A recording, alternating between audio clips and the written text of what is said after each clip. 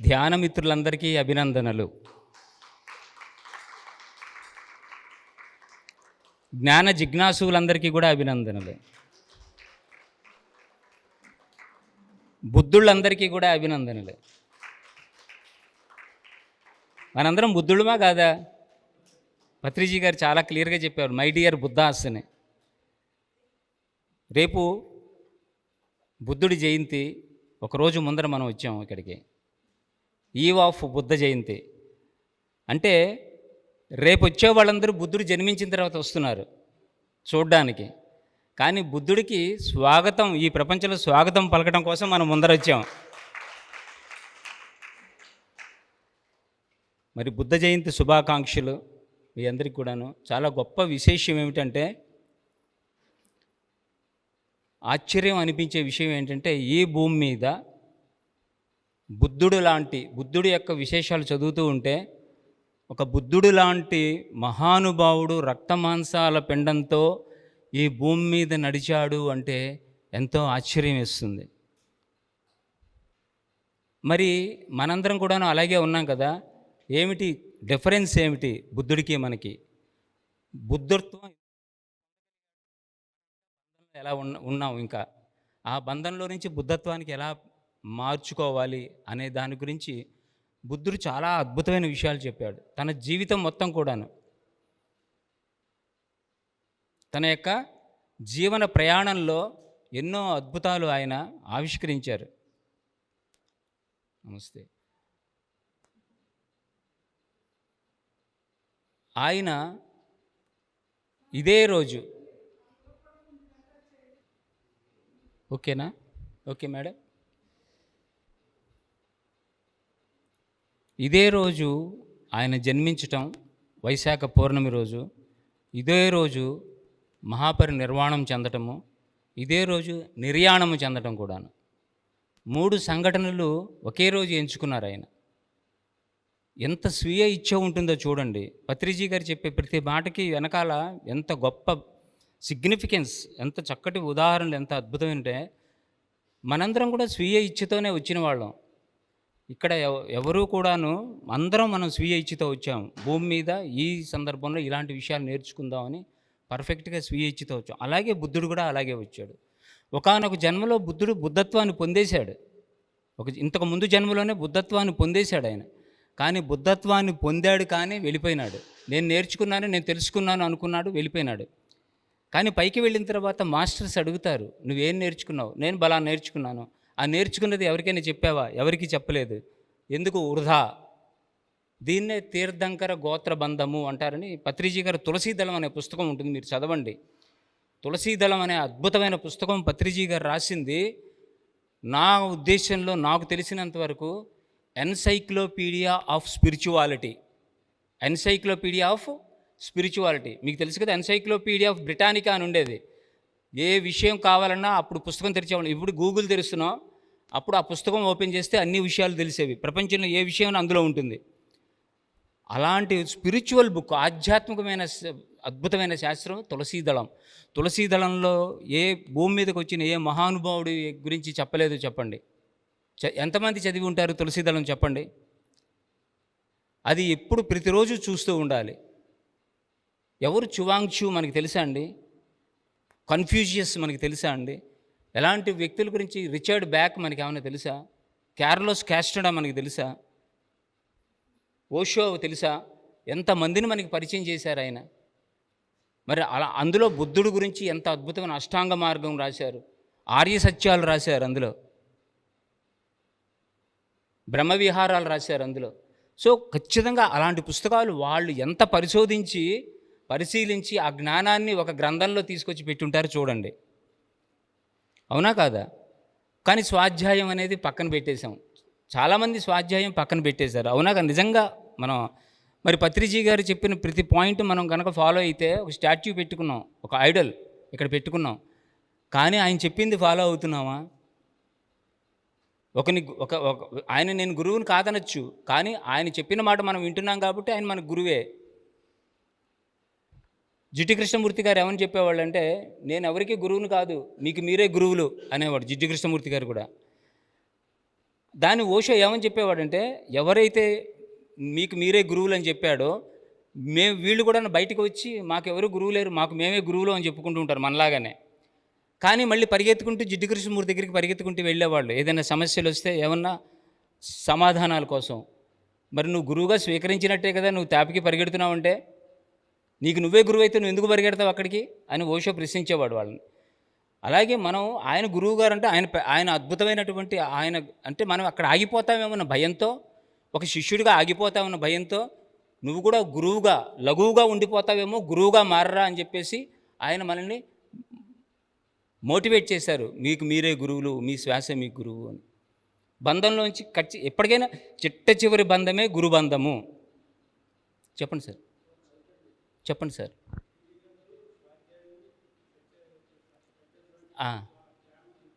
అవును, బ్యూటిఫుల్. ఒకసారి గట్టి క్లాప్స్ కొట్టండి ఆయనకి. చదువురాని వాళ్ళకి స్వాధ్యాయం ఎలాగా అద్భుతమైన విషయం. సామాన్యంగా ఈ రోజుల్లో టెక్నాలజీ ఇంత పెరిగింది కాబట్టి రోజు ఎన్ని ఆడియోలు వస్తున్నాయండి? ఎంతమంది ఆడియో బుక్స్ చదివి ఆడియోలు పెడుతున్నారో తెలిసినా మీకు? వీడియో కాదు, ఆడియోలు వస్తున్నాయి.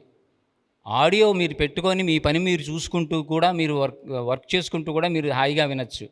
అంత టెక్నాలజీ డెవలప్ అయింది. నిజంగా చెప్పాలంటే మన ఇంట్లో మనం పని చేసుకుంటున్నప్పుడు ఎక్కడైనా సరే ఇలాంటి చాంటింగ్స్ కానీ ఇలాంటి స్పీచెస్ కానీ పెట్టుకుంటే మన మనసు పక్కదోవకి వెళ్ళినా కూడాను వార్నింగ్ ఇస్తుంది.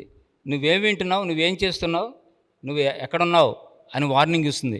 వెంటనే మనం నార్మల్ స్టేజ్కి వస్తాం. ఎమోషనల్ బాడీస్ కదా మనం. ఒక ఎమోషన్ వస్తుంది, వెంటనే ఆడియో ఏమని చెప్తుంది, అది చక్కగా మాట్లాడుతుంది. బుద్ధుడి గురించి మాట్లాడుతూ ఉంటుంది అనుకో ఫర్ ఎగ్జాంపుల్, వెంటనే ఓషో గురించి మాట్లాడుతుంటుంది, పత్రిజీ గారి గురించి చెప్తూ ఉంటుంది.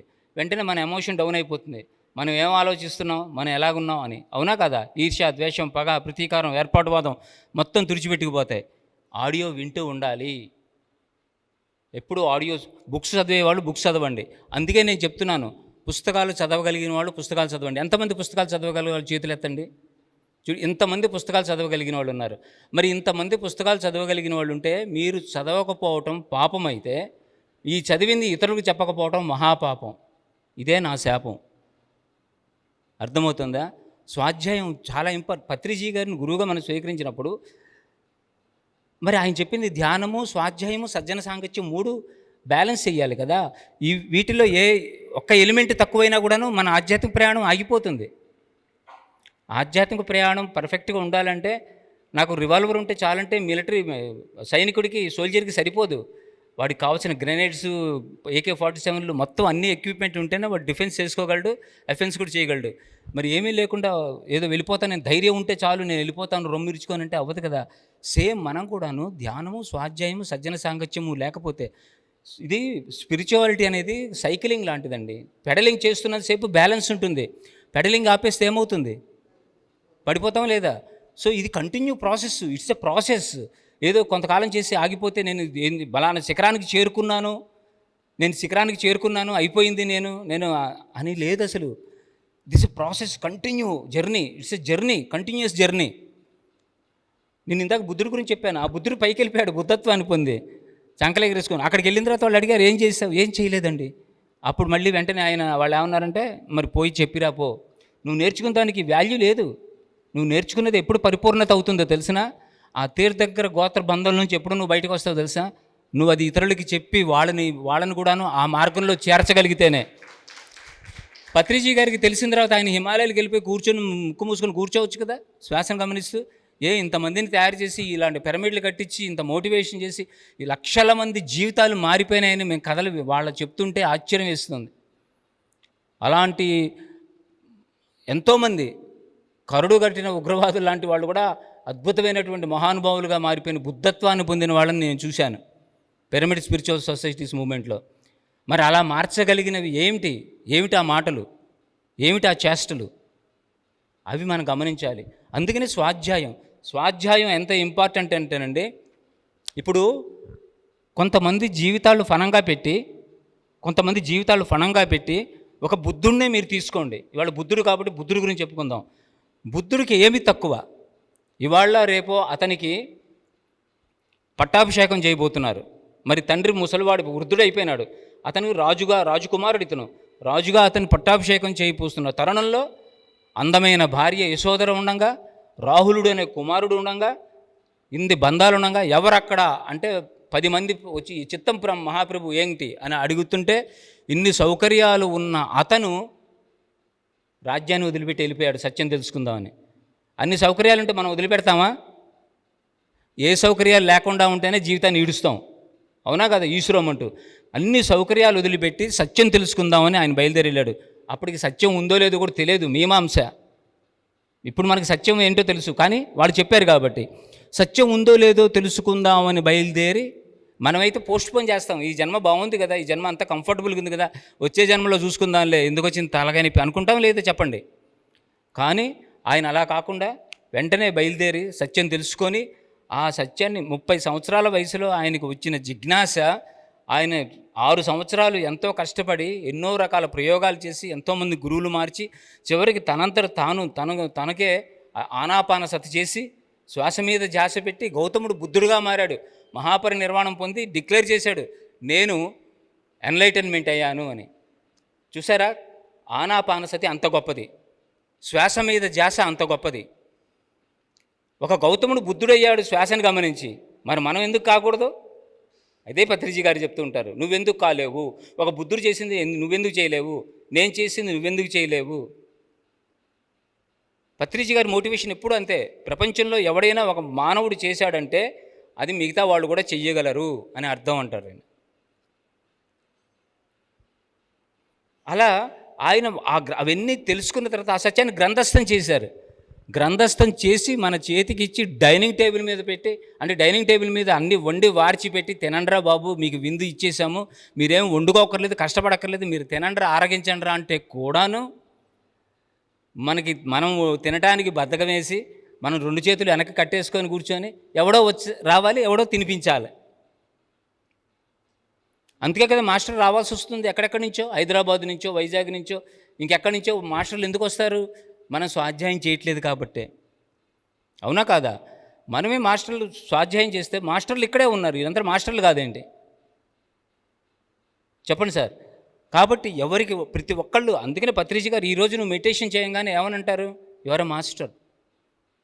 కళ్ళు 1 గంట ధ్యానం చేసి కళ్ళు తెరవంగానే నీ యొక్క ఎక్స్పీరియన్స్ చెప్పమ్మా అంటారు. మేడం మీ ఎక్స్పీరియన్స్ చెప్పండి అంటారు. అంటే ఆ రోజు నుంచే మాట్లాడటం కూడా నేర్పిస్తారు ఆయన.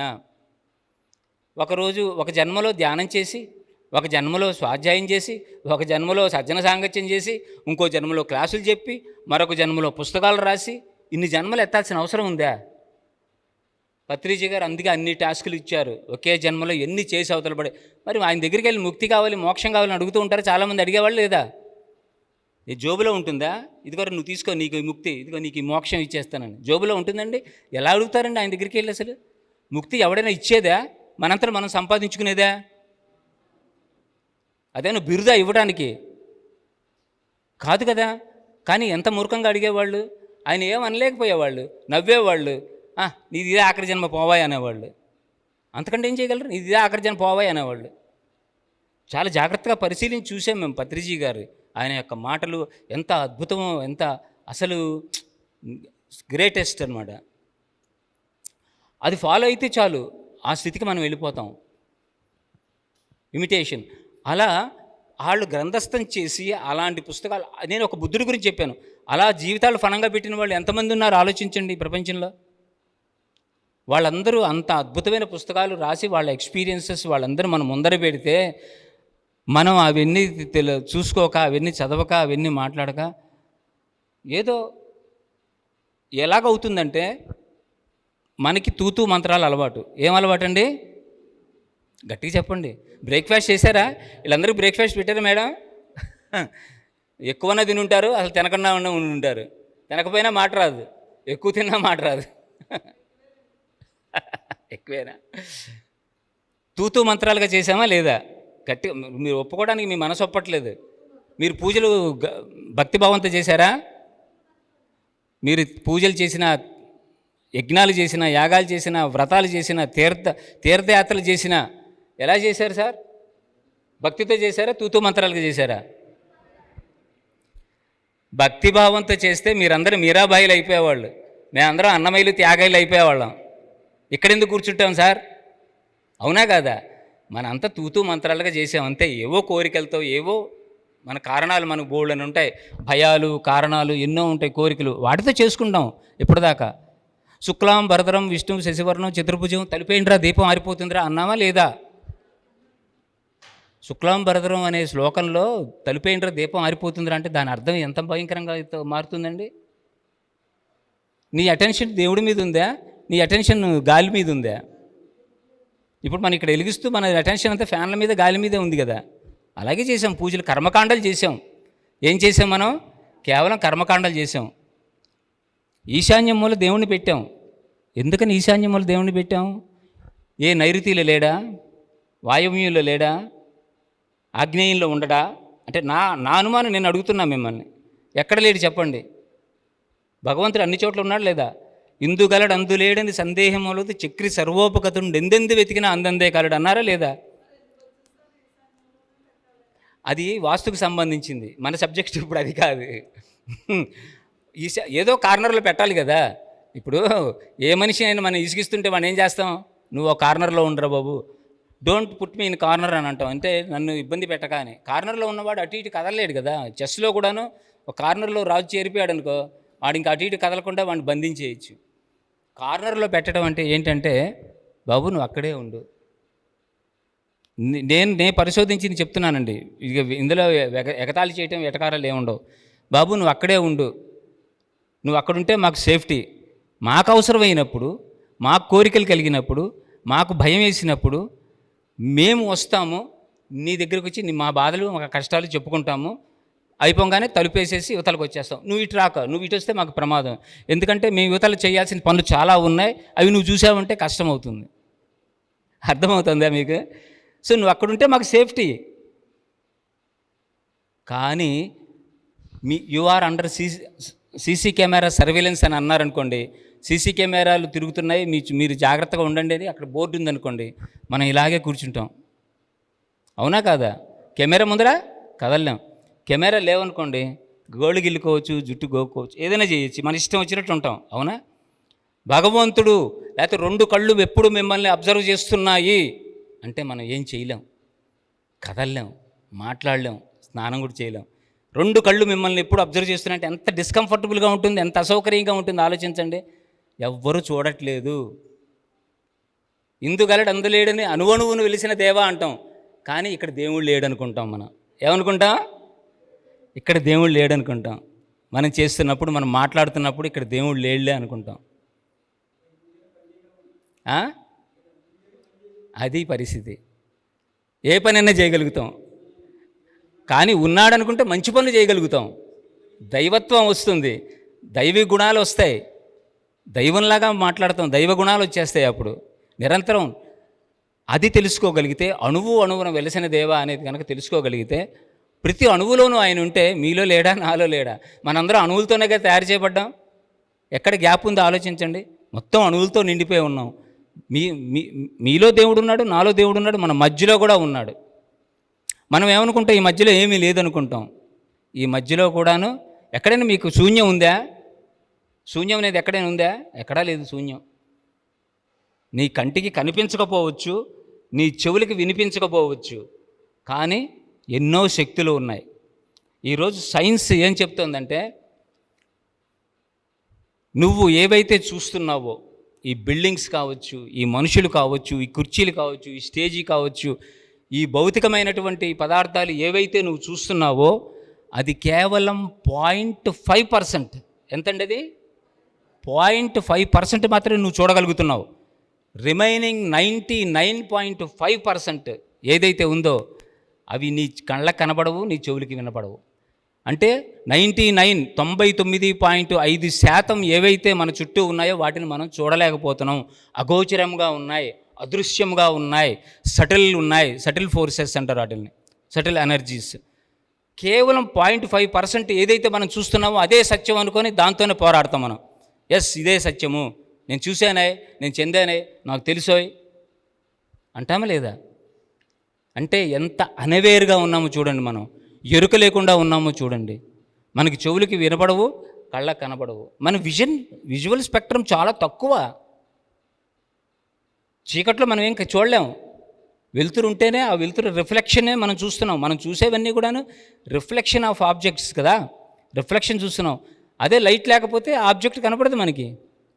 కానీ మనకి కనపడదు, కానీ మీరింట్లో పెంచుకుంటున్న మీ పిల్లికి కానీ కుక్కకి కానీ కనబడతాయి. అంటే నిశాచర జంతువులు ఏవైతే ఉంటాయో, రాత్రిపూట సంచరించే జంతువులు, గుడ్లగోబలు, వాటికి కనపడతాయి. వాటికి రాత్రి కటిక చీకట్లో కూడా వస్తువులు కనపడతాయి.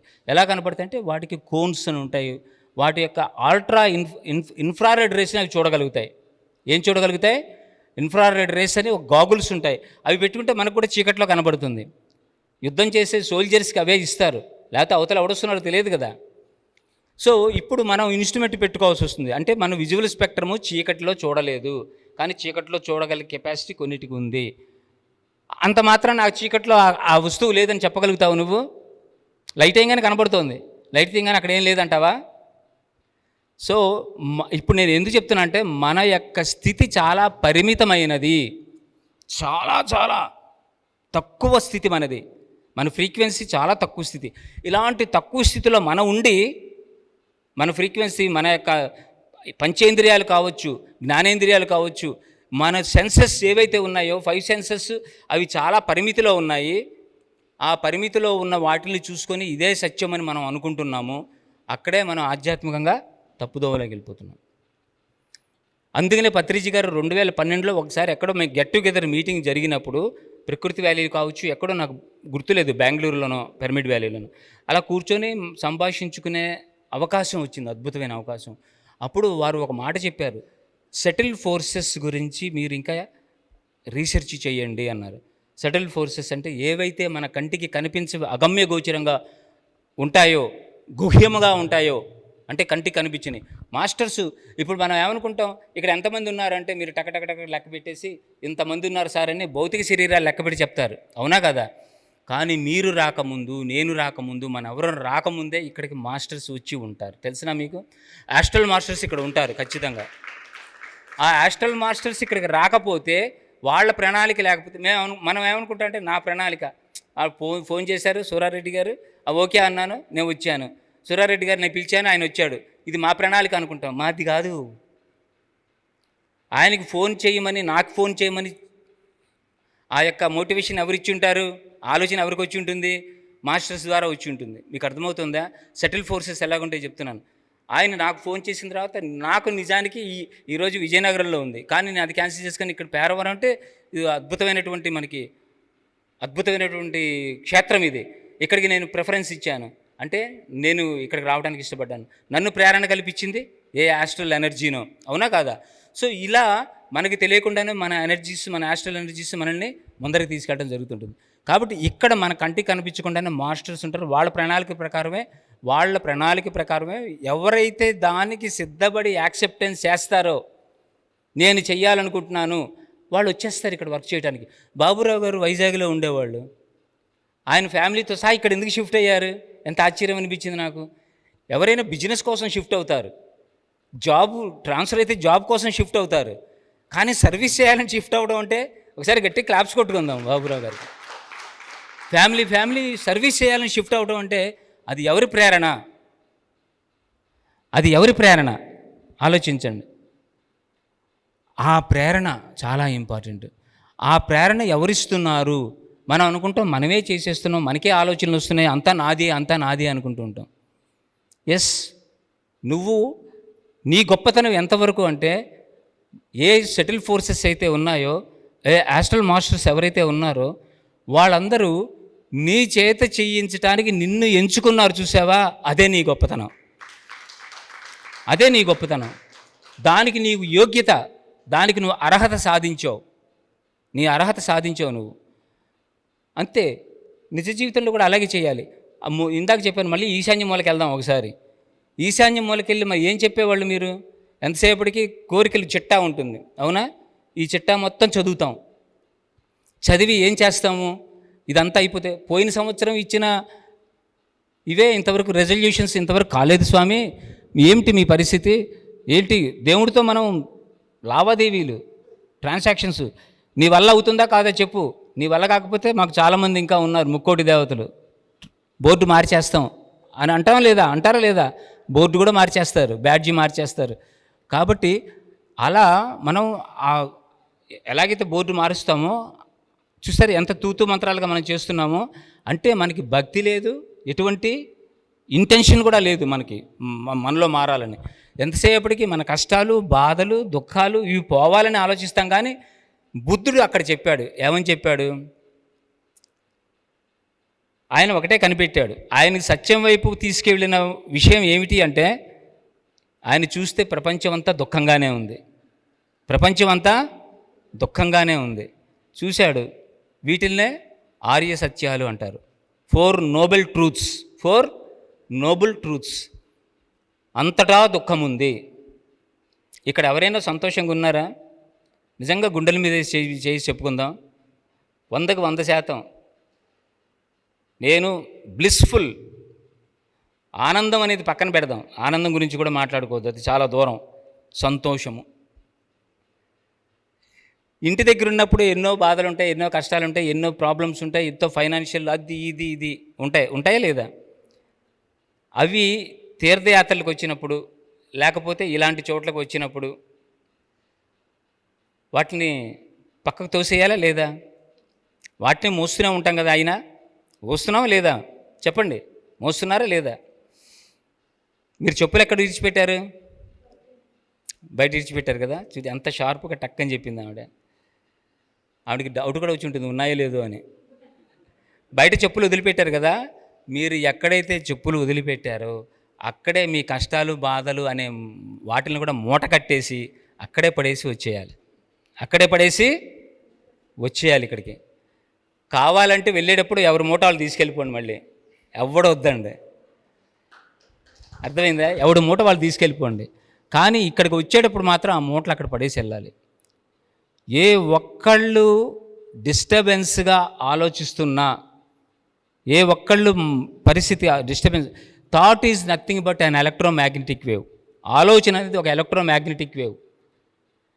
ఇక్కడ ఎంతమంది ప్రశాంతంగా ఆలోచిస్తే, మ్యాక్సిమం పీపుల్ ఎవరైతే ప్రశాంతంగా ఆలోచిస్తుంటారో, ఆనందంగా ఉంటారో, మిగతా వాళ్ళు ఎవరైనా దుఃఖంలో ఉన్నవాళ్ళు కూడా ఆ మధ్యలో కూర్చోగానే మర్చిపోతారు. కాసేపటికి ఆలోచనలన్నీ మారిపోతే ఆనందంగా ఉంటారు. మ్యాక్సిమం పీపుల్ దుఃఖంలో, బాధల్లో అనుభవిస్తూ దుఃఖంలో ఉన్నారనుకో, ఏదో ఎస్కేప్ అవుదాము ఇంట్లో తలకాయ నొప్పి ఏంటి అదంతా కూడాను, కాస్త అలా వెళ్దాం పేరవరం ఆ పిరమిడ్లోకి వెళ్తే ఏదో క్లాస్ చెప్తారు, కాసేపు కూర్చొని విందాము, తర్వాత భోజనాలు పెడతారు, తిందాము, అలా తిరుగుదాము, వెళ్ళిపోదాం, వశిష్ఠ గోదావరి చూసుకొని వెళ్ళిపోదాం అనుకొని ఎస్కేప్ అయ్యి అక్కడి నుంచి పారిపోయి ఇక్కడికి వచ్చారనుకోండి, మీరు క్యారీ చేస్తూనే ఉంటారు, మీరు మోస్తూనే ఉంటారు. అవునా కాదా? మీరు మోస్తూనే ఉంటారు. మీరు హిమాలయ పర్వతాలకు వెళ్ళినప్పటికి కూడాను ఇవన్నీ మా కుటుంబం ఎలాగుందో, మా ఆవిడ ఎలాగుందో, మా పిల్లలు ఎలాగున్నారు అనుకుంటున్నారు అనుకోండి, మీరు ఇక్కడ ఉంటేనే బెటర్, అక్కడికి వెళ్ళి అనవసరంగా టెన్షన్ పడే కన్నా. అవునా కాదా? కాబట్టి ఒక గురువుగారు అన్నారట, ఒక ఊరిలోకి వెళ్ళి నేను ప్రవచనాలు చెప్తాను, మీరు అందరు రండి అని. సరే అందరూ వెళ్ళారట. కానీ ఒక షరతు అన్నట.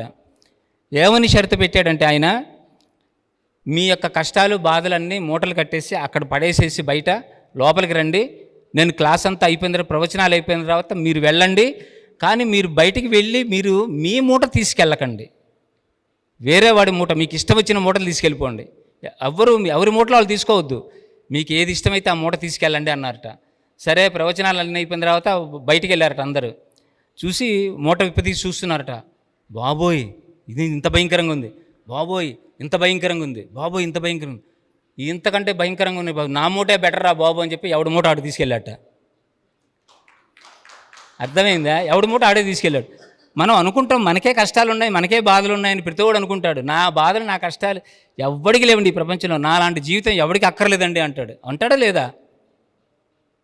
పొరపాటు పడుతున్నారు. మనంత ఆనందంగా, మనంత సంతోషంగా, మనంత హ్యాపీగా ఎవరు లేరు. తినటానికి తిండి ఉందా లేదా చెప్పండి? ఇక్కడ ఉన్న వాళ్ళందరికీ తినటానికి తిండి ఉందా లేదా? కట్టుకోవడానికి బట్టలు ఉన్నాయా లేవా? ఉండటానికి షెల్టర్ ఉందా లేదా? మరి ఇంకేం రోగం? హాయిగా ధ్యానం చేసుకోక చెప్పండి, ఇంకేంటి? అంతకంటే ఏం కావాలి? దో వక్తికి రోటీ బస్ అంటాడు పత్రిజీ గారు.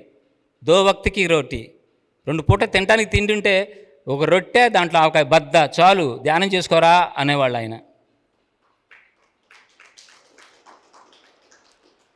అంత సింపుల్ నిజం చెప్పాలంటే. దేని గురించి ఆలోచిస్తాం, దేని గురించి మైండ్లో పెట్టుకుంటాం, ఎంత బరువు మోస్తాం. అందరూ మెడకాయలు చూసారా ఇలా ఉన్నాయి కొంతమందివి. ఎందుకు ఇలా ఎందుకుంటాయి? బరువు మోసి మోసి మోసి బరువు మోసి మోసి మెడకాయలు ఇలా కూర్చుంటారు. ఎందుకంటే నెత్తిన అంత గార్బేజ్ ఉంది. మీ నెత్తి మీద బుట్టలు ఉన్నాయి చూసుకోమంటాడు ఓషో.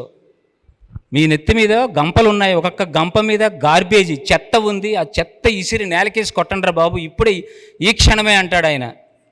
కానీ మనం కొట్టం. అది చెప్పాల్సిన అవసరం లేదు, ఎవరికి వాళ్ళు తెలుసుకోవాల్సిన విషయం. ఎప్పటికీ ఇంకా చెప్పాల్సిన పరిస్థితి రాకూడదు. దయచేసి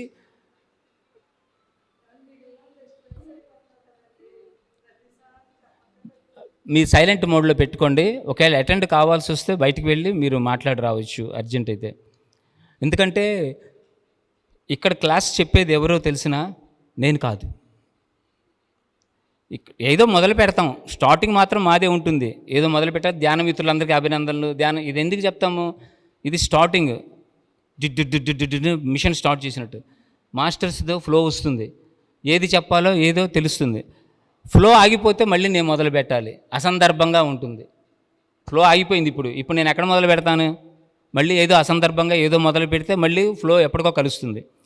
ఫ్లో మిస్ అయిపోతే మీరు ఎంత నష్టపోతారో అంతకంటే ఎక్కువ నేను నష్టపోతాను. క్లాస్ తయారు చేసేది నేను కాదు, చాలా జాగ్రత్తగా గమనించండి. క్లాస్ చెప్తోంది మాస్టర్ కాదు. క్లాస్ తయారు చేస్తుంది నేను కాదు, క్లాస్ చెప్తుంది మీరు. మీ ఎనర్జీస్ని బట్టి క్లాస్ తయారవుతుంది. ఎందుకంటే ఇది ఫిజిక్స్ కాదు, కెమిస్ట్రీ కాదు, మ్యాథమెటిక్స్ కాదు. లెక్చరర్ నేను అంతకంటే కాదు. బోర్డు మీద ఏదో అక్కడ చదివేసేసి ఇక్కడికి వచ్చేసి ఆ సిలబస్ చెప్పడానికి ఎన్నో పుస్తకాలు చదువుతాం. ఎప్పుడు ఏ సందర్భంలో ఎవరికి ఏ యాంగిల్లో ఎవరు ఏం ఆలోచిస్తున్నారో అది బయటికి వస్తుంది అంతే. ఎందుకంటే ఇక్కడ నేను ఏదో ఒక్క విషయం చదివి పుస్తకం చెప్పాననుకో, కొంతమందికి అర్థమవుతుంది, కొంతమంది దాన్ని రిసీవ్ చేసుకుంటారు, కొంతమంది రిసీవ్ చేసుకోలేరు. కానీ ఈ ఫ్లో ఇలా వస్తుందనుకోండి, యాస్ట్రల్ మాస్టర్ ద్వారా వస్తుందనుకోండి, ప్రతి ఒక్కళ్ళు సాటిస్ఫై అవుతారు. నాకు కావాల్సింది నాకు వచ్చింది అంటారు.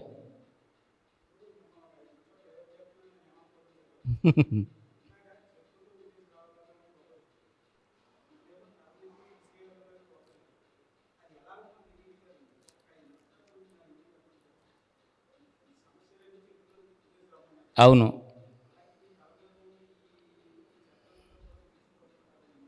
అవును.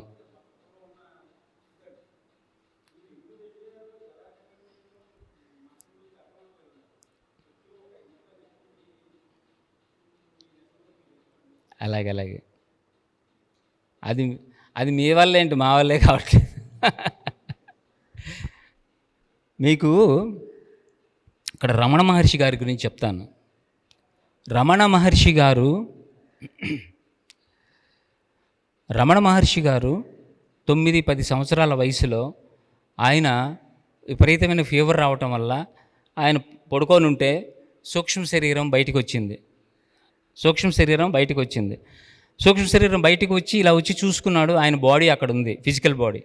ఆశ్చర్యపోయాడు, అదేంటి నా బాడీ అక్కడుంది, ఈ చూస్తున్నది ఎవరు, అక్కడ ఉన్నది ఎవరు, మరి అది నేనైతే ఈ చూస్తున్నది ఎవరు, ఈ చూస్తున్నది నేనైతే అదెవరు? సో అది పోయినా నేనుంటాను. ఇప్పుడు అర్థమైంది ఏంటి? అది పోయినా నేనుంటాను అని ఆయనకు అర్థమైంది. అంటే ఆత్మ సాక్షాత్కారం జరిగింది. వెంటనే ఆయనకి ఒక విజన్ కనిపించింది, అదే అరుణాచలం. ఏం కనిపించింది? అరుణాచలం. అంటే ఆ టెంపుల్ ఏది? అరుణాచలం. ఏంటి? గట్టిగా చెప్పండి సార్. ఆ అరుణాచలం ఆయనకి వెంటనే విజన్ వచ్చింది. వెంటనే అక్కడి నుంచి బయలుదేరి వెళ్ళిపోయినాడు. చూడండి, చిన్న వయసులో ఆయన అక్కడి నుంచి బయలుదేరి ఇంటికి వెళ్ళేటప్పుడు 9-10 సంవత్సరాల వయసులో మనల్ని మనం గుర్తెచ్చుకుందాం ఒకసారి. మనం మన ఇంట్లో తల్లిదండ్రులను వదిలిపెట్టి, బాబాయిలు పిన్నిలను వదిలిపెట్టి, బంధువులను వదిలిపెట్టి, స్నేహితులను వదిలిపెట్టి, మన స్కూల్ వదిలిపెట్టి, మన ఊరు వదిలిపెట్టి మనం వెళ్ళిపోవడానికి మన మనస్సు అంగీకరించిందా? ఎంత కంఫర్టబిలిటీ. రేపు అక్కడికి వెళ్తే భోజనం ఎవరు పెడతారా, ఎక్కడ బతుకుతావురా, ఎక్కడ ఉంటావురా అని మనం అడుగుతుంది కదా. ఇక్కడ కంఫర్టబుల్, ఇంటి దగ్గరే కంఫర్టబుల్గా భద్రతగా ఉంది కాబట్టి, సెక్యూర్డ్గా ఉంది కాబట్టి ఇంటి దగ్గర ఉండిపోయాం. ఎందుకని? మనం మనసుతో ఉన్నాం. అర్థమైందా? ఆయన మనసుని దాటాడు. రేపు తిండి ఎక్కడ దొరుకుతుంది? సాయంత్రం తిండి ఎక్కడ దొరుకుతుంది, ఎక్కడ పడుకుంటాం, ఇవన్నీ ఆలోచించలేదంటే ఆయన మనసును దాటి వెళ్ళాడు. ఆ వయసులో ఆయన తిరువన్నామలై వెళ్ళి ఆ గుళ్ళో కూర్చొని ధ్యానం చేస్తుంటే రోజుల తరబడి అలా కూర్చుండిపోయేవాడు. ఏదైనా ఉత్సవాలు జరుగుతున్నప్పుడు ఆ పిల్లవాడు అడ్డున్నాడని చెప్పేసి ఆయన అక్కడి నుంచి తీసి అక్కడ పక్కకి జరిపేవాళ్ళు. ఈ చర్మం నేలకి అతుక్కుపోయి ప్లాస్టిక్ కవర్ లాగా అతుక్కుపోయి వచ్చేసేది. నేలకు అతుక్కుపోయి ఉండేది చర్మం ఊడిపోయేది ఆయనకి. మీరు ఎప్పుడైనా వెళ్ళారా? తిరువన్నామలై వెళ్ళారా? చూడండి, ఇప్పటికీ అక్కడ బోర్డు ఉంటుంది. ఆయనకి లోపలికి ప్రత్యేకంగా చిన్న గుహ లాంటిది కట్టారు, అందులో కూడా ధ్యానం చేసేవాడు. అంటే రోజుల తరబడి పురుగులు వచ్చి కుడుతున్నా, రక్తం కారుతున్నా, చర్మం అతుక్కుపోతున్నా, వర్షాలు పడుతున్నా, విపరీతమైన ఎండ ఉన్నా కదలకుండా కూర్చొని ధ్యానం చేస్తున్నాడంటే మనసును దాటాడా లేదా? చూడండి, ఇది ఏ పుస్తకాల్లో లేదండి. ఇది నేను పరిశోధించి నేను చెప్తున్నాను. ఆయన జీవితాన్ని పరిశోధించిన తర్వాత నేను చెప్తున్నాను. ఇవి మనస్సు గురించి ఆయన అన్న మాటలు మీకు చెప్తాను తర్వాత. అది అయిపోయిన తర్వాత ఇక్కడ లాభం లేదు, ప్రతిసారి నన్ను డిస్టర్బ్ చేస్తున్నారు అటు ఇటు అని చెప్పేసి అక్కడి నుంచి తిరువన్నామలై గుడి నుంచి అరుణాచలం వెళ్ళాడు. పక్కనే జస్ట్ 3-4 కిలోమీటర్స్. అరుణాచలం రాళ్ళు రప్పలతో కొండ ఉండేది, ఇప్పట్లాగా ఉండేది కాదు. ఇప్పుడు పిలిగ్రిమ్ సెంటర్ కాబట్టి హోటల్స్, లాడ్జెస్ అవి ఇవి పెద్ద టూరిస్ట్ ప్లేస్ అయిపోయింది, ఫారినర్స్ కూడా వస్తున్నారు కాబట్టి. అప్పుడు ఎంతోమంది కొంత హ్యామ్లెట్ లాగా ఉండేది, చిన్న 10-15 పాకలు ఉండేవి అంతే. ఆయన వెళ్ళిపోయి రాళ్ళకి లోపలికి వెళ్ళిపోయి చిన్న గుహ ఉంటే అందులో కూర్చున్నాడు. తిండి ఎవరు పెడతారు, తిండి ఎక్కడి నుంచి వస్తుంది, నీళ్ళు ఎక్కడివి అని కూడా ఆయన ఆలోచించలేదు. మేము అరుణాచలం వెళ్తే మా ఫ్రెండ్స్తో వెళ్తే ఆ కొండ ఎక్కడానికి ఎంత ఎక్కుతూ ఉండదు కదా, ఆ కొండ ఎక్కడానికి మా వాళ్ళు బ్యాగులు వేసుకొని వచ్చారు. ఏమిట్రా ఆ బ్యాగుల్లో అంటే వాటర్ బాటిల్స్, బిస్కెట్స్ అవి ఇవి పెట్టుకొని వచ్చారు, స్నాక్స్ అవి. ఏంట్రా నువ్వు ఏమైనా ఎవరెస్ట్ ఎక్కుతున్నావు ఏంట్రా, నువ్వు ఎక్కుతుంది ఈ చిన్న కొండ కదా అంటే, ఏమో అక్కడ ఉంటాయో ఉండవో అంటే మనం మనసుతో ఉన్నాము. పాయింట్ అర్థమవుతుందా? అక్కడ ఉంటాయో ఉండవో, అక్కడ దొరుకుతాయో దొరకవో, అక్కడ ఆకలిస్తే ఏం చెయ్యాలి అంటే మనసు ఇవన్నీ ఆలోచిస్తూ ఉంటుంది, బరువు మోస్తూ ఉంటుంది. కానీ రమణ మహర్షి ఆ పైన ఏం దొరుకుతాయని చిన్నపిల్లడు ఆలోచించాడా? లేదు, అవి లేవు, అవి ఉంటే ధ్యానం చేయలేడు, పైకెళ్ళి కూర్చున్నాడు. కానీ విశ్వం ఎలా ఆయనకి సహకరించింది అంటే, ఒక ముసలావిడ చూసింది, పిల్లవాడు గుహలోకి వెళ్ళిపోయి కూర్చున్నాడు, రోజుల తరబడి రావట్లేదు. అదే మనమైతే అదే ముసలావిడ స్థితిలో మనం ఉంటే, ఎవడో పిల్లడు స్కూల్ ఎగ్గట్టి లోపలికి వెళ్ళి ఉంటాడు, 4 తన్ని వాళ్ళ అమ్మ నాన్న తీసుకెళ్తారులే అనుకుంటాం లేదా? ఆ ముసలావిడ కొండ ఎక్కలేని ఆ ముసలావిడ కూడాను పైకి ఎగబాకి ఎక్కి రోజు ఒక పళ్ళెంతో అన్నం పెట్టేది ఆయనకి. ఒక పళ్ళెంతో అన్నం పెట్టేది. ఎందుకు పెట్టాలనిపించింది ఆవిడికి? ఆ కుర్రాడు ఏమన్నా అప్పుడు రమణుడు, రమణుడు ఆయన ఏమన్నా రమణ మహర్షి అయ్యాడా? మహర్షి అయిన తర్వాత మనకి తెలుసు విలువ. ఒక కుర్రాడిని చూస్తే మనం భవిష్యత్తులో వీడు బుద్ధుడంతా అడుగుతాడని మనం అనుకుంటామా? అనుకోం, పట్టించుకోం. కానీ ఏ విజన్ ఆవిడ ఉందో ఆవిడ వెళ్ళి ఆయన పెట్టేది. ధ్యానంలో కూర్చునేవాడు, ఆ రోజు మెలకువ వస్తే ప్లేట్ తినేసేవాడు, లేకపోతే అలా కూర్చునేవాడు, అవి వదిలేసేవాడు. ఆవిడ వచ్చి పాత ప్లేట్ తీసుకొని కొత్త ప్లేట్ పెట్టేస్తూ ఉండేది, తిన్నా తినకపోయినా. కానీ మనమైతే జాగ్రత్తగా గమనించండి మీరు, రోజు 1 గంటకి తీసుకొచ్చి ఆవిడ భోజనం పెడితే, ఒకరోజు 1 గంటకి ఆవిడ రాకపోతే, ఈరోజు ఏంటి 1 గంట అయింది ఇంకా ఆవిడ రాలేదేంటి, ఈరోజు పసుపు పడుకోవాలా అంటామా లేదా? అంటే మన మైండ్ పని చేస్తోంది. ఆయనకి పెట్టినా పెట్టకపోయినా అసలు దాంతో సంబంధమే లేదు. మనసుని జయించాడా లేదా? అలాంటి రమణ మహర్షి ఇన్ని చేసిన వ్యక్తి పాల్ బ్రంటన్ అని పుస్తకం చదవండి, అద్భుతమైన పుస్తకం పాల్ బ్రంటన్ గారు రాశారు. ఆయన రాయటం వల్ల యూరోపియన్స్ అలా వచ్చేస్తున్నారు. ఆయన ప్రపంచానికి రమణ మహర్షిని అద్భుతంగా పరిచయం చేశాడు. యూరోపియన్స్ వాళ్ళందరూ ఇప్పుడు రావడానికి కారణం అదే. ఆయన భారతదేశంలో ఆధ్యాత్మికతను తెలుసుకుందామని ఒక జర్నలిస్ట్ ఆయన వచ్చి హిమాలయ పర్వతాలన్నీ తిరిగి బెంగాల్, ఒరిస్సా అవన్నీ తిరుక్కుంటూ వచ్చి అక్కడ ఎన్నో మ్యాజిక్లు చూశాడు. అక్కడ ఎంతోమంది ఎన్నో సృష్టించారు. చనిపోయిన పిచ్చుకల్ని బతికించిన వాళ్ళని కూడా చూశాడు, చనిపోయిన పక్షుల్ని బతికించిన మహానుభావులను కూడా చూశాడు. ఇన్ని చూసి ఆయన చివరికి వచ్చి రమణ మహర్షి దగ్గరికి వచ్చేసరికి నాకు ఇవన్నీ అవసరం లేదు, నాకు దొరకవలసింది దొరికిందే అని ఆగిపోయినాడు. That's end of my journey, నా జర్నీ ఆగిపోయింది ఇక్కడ, ఇంతకంటే మహానుభావులు లేరు అని చెప్పేసి అక్కడ ఆగిపోయాడు ఆయన. రమణ మహర్షి దగ్గర చాలా కాలం ఉన్నాడు. వెళ్ళిపోతూ ఆయన ఒక ప్రశ్న వేశాడు. ఇక్కడ మనకి ఇంపార్టెంట్ ఏంటంటే ఆ పుస్తకం అంతా కాదు, ఆయన ఒక ప్రశ్న వేశాడు.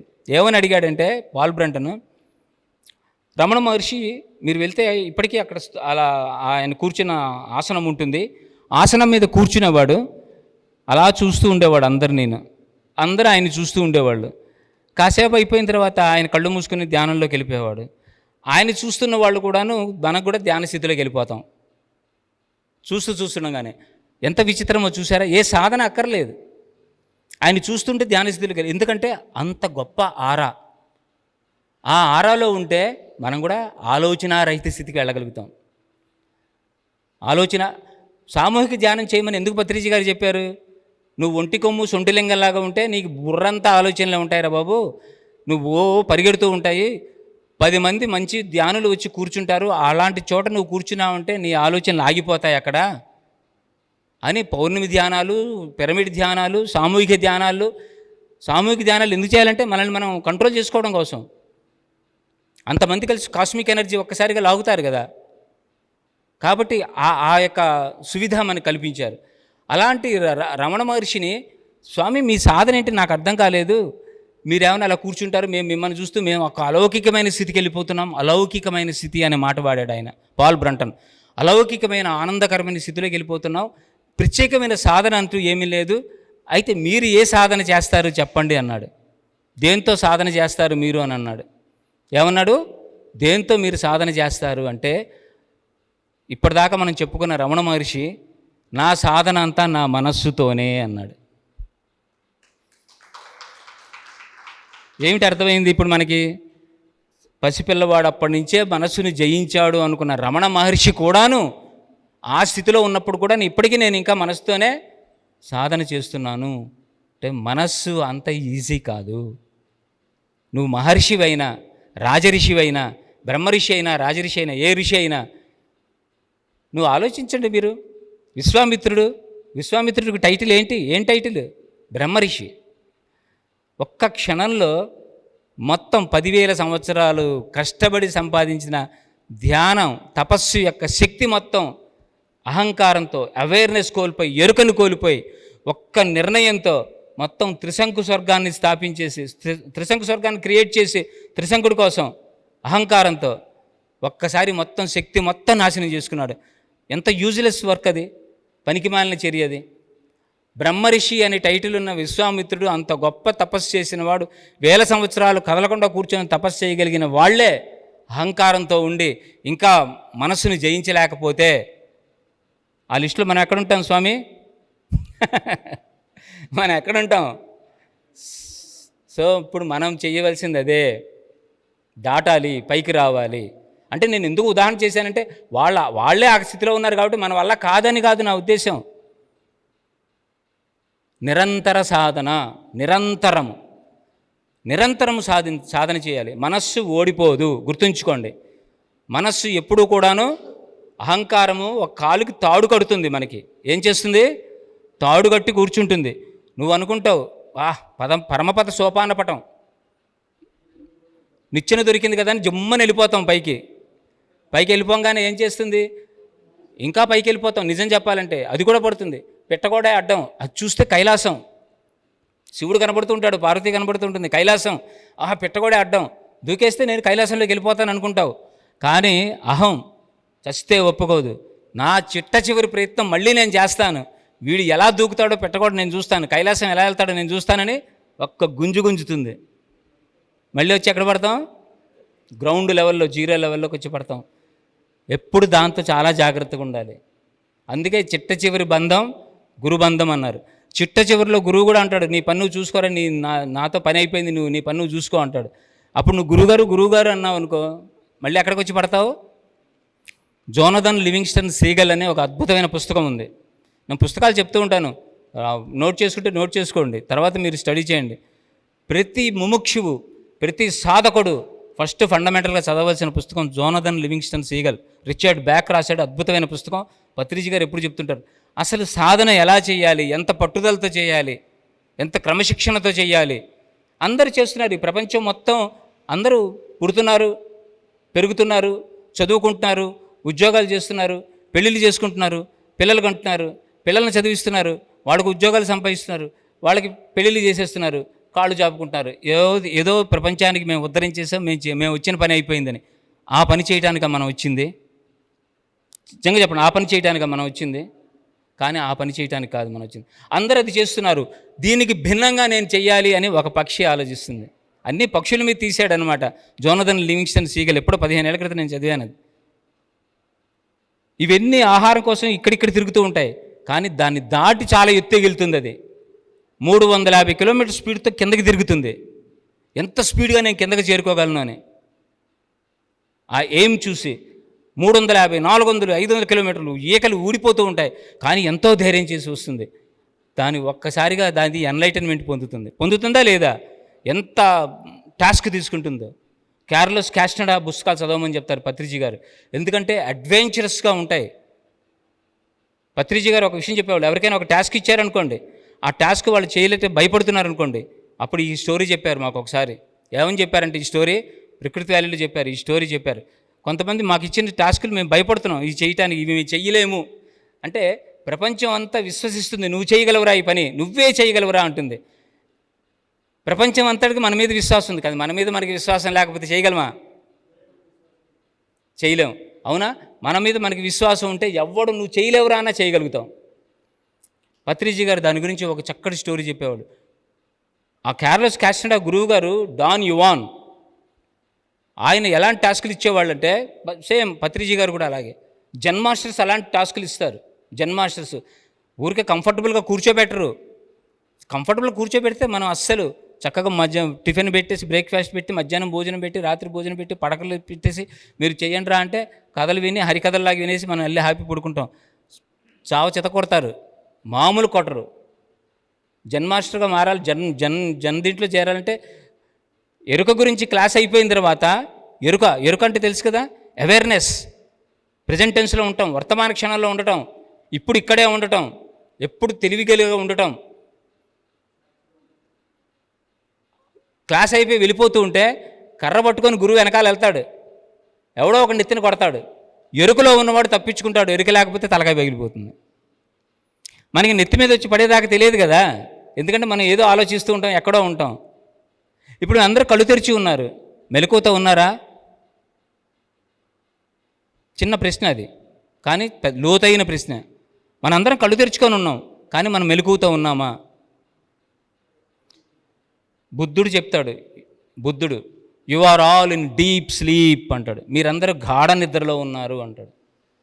మీరందరూ గాఢ నిద్రలో ఉన్నారు. ఇదే విషయాన్ని ఓషోని అడిగారు శిష్యులు, స్వామి ఏమిటి మీరు అలా అంటారు, డీప్ స్లీప్లో ఉంటారు, మేము కళ్ళు తెరిచున్నాం కదా అంటారు. అప్పుడు కళ్ళు తెరిచున్నాం కదా అని అడిగితే అప్పుడు ఆయన ఏం చెప్తాడంటే, ఎస్ మీరు కళ్ళు తెరిచున్నారు, కానీ కళ్ళు మూసుకొని ఉన్నప్పుడు కేవలం కలలు మాత్రమే కంటున్నారు. కళ్ళు మూసుకొని ఉన్నప్పుడు, నిద్రలో ఉన్నప్పుడు కేవలం కలలు మాత్రమే కంటున్నారు. కళ్ళు తెరిచి ఉన్నప్పుడు మీరు ఆలోచిస్తున్నారు, ఇమాజినేషన్స్ ఊహిస్తున్నారు, పగటి కలలు కంటున్నారు, day dreams, so and so on, 1,00,000 పనులు చేస్తున్నామా లేదా? ఇప్పుడు ఇక్కడ ఉన్నామా ఏంటి? నేను ఒక ప్రశ్న వేస్తాను మిమ్మల్ని, మీరు ఇంటి తాళాలు కరెక్ట్గా వేసి వచ్చారా లేదా అని అడిగాను అనుకో, మీ గుండెలో రాళ్ళు పడతాయి లేవా? ఇక ఇక్కడ ఉండటం చాలా కష్టం అనిపిస్తుంది మీకు.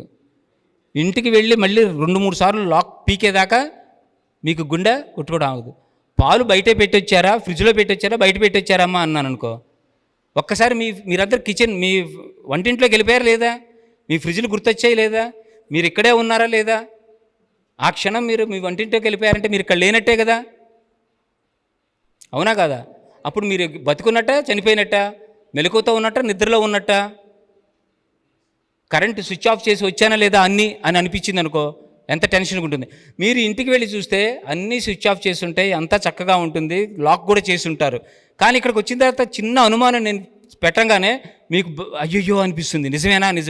ఎందుకని అలా జరిగిందంటే, ఆ సమయంలో మీరు స్విచ్ ఆఫ్ చేస్తున్నప్పుడు, లాక్ చేస్తున్నప్పుడు మీరు అక్కడ లేరు కాబట్టి, మీరు అక్కడ ఉండరు కాబట్టి మీకు డౌట్ వస్తుంది. మీరే ప్రతి ఎరుకలో ఉండి, తెలివితో ఉండి, మెలకువగా ఉండి అవన్నీ పనులు చేస్తే మీకు నిర్భయంగా ఉంటారు. అందుకే పావలోవ్ అనే సైంటిస్ట్ చెప్తాడు, all human beings are robots అంటాడు. ఏమంటాడు? All human beings are robots. మనందరూ రోబోల్లాగా ఉన్నాం. సోనాంబులిజం అనే ఒక రోగం ఉంది, తెలుసా మీకు? సోనాంబులిజం, నిద్రలో నడిచే రోగం. ఏంటిది? నిద్రలో నడిచే రోగం. సినిమాల్లో పెడుతుంటారు, కామెడీ క్యారెక్టర్స్ పెడుతూ ఉంటారు. అదైతే సినిమాలో వాడు నడుచుకుంటూ వెళ్తూ ఉంటాడు. అది ఎవరికో ఒకరికి రోగం ఉందనుకుంటే దాని మీద ఇంగ్లీష్ పిక్చర్స్ కూడా వచ్చాయి. సైక్రాటిస్టులు కూడాను అలాంటి పరిస్థితుల్లోకి వెళ్ళిపోయిన వాళ్ళు ఉంటారు. పగలు బాగానే ఉంటాడు. ఒక అతను ఉండేవాడు ఇంగ్లాండ్లో, రాత్రి అర్ధరాత్రి నిద్రలేచి వంటలు వండేసేవాడు చక్కగా అద్భుతంగా వండేసి డైనింగ్ టేబుల్ మీద పెట్టేసి పడుకుని పోయేవాడు. తెల్లవారుజామున లేపి ఇంత అద్భుతంగా డెలిషియస్గా ఎవరు వండారు అంటే, రాత్రి నువ్వే వండావురా అనేవాళ్ళు ఫ్రెండ్స్. నాకు తెలియదే, నేను వండానా అనేవాడు. అంటే నిద్రలో కూడా వర్క్ చేసేవాళ్ళు, నిద్రలో మర్డర్లు చేసిన వాళ్ళు ఉన్నారు. ఎన్నో మర్డర్లు చేస్తే కానీ దొరకలేదు ఒక డాక్టరు అంత అద్భుతంగా. ఎందుకంటే ఇవి అడిగితే నువ్వు ఏంట్రా ఎలా చేస్తున్నావంటే, ఏమో మాకు కలగంటున్నట్టుగా అనిపిస్తుంది ఇదంతా అనేవాళ్ళు వాళ్ళు. ఇదంతా ఎలాగుంది, కలగంటున్నట్టుగా. ఇది సైకాలజీకి సంబంధించింది, ఇది పక్కన పెడదాం. కానీ మనం కూడాను ఆ సోనాంబులిజం ఏదైతే రోగం ఉందో, ఆల్మోస్ట్ ఆల్ హ్యూమన్ బీయింగ్స్, మానవాళి మొత్తం కూడాను ఎంతో కొంత కొద్దో గొప్ప దాంతో మనం బాధపడుతూనే ఉన్నాము,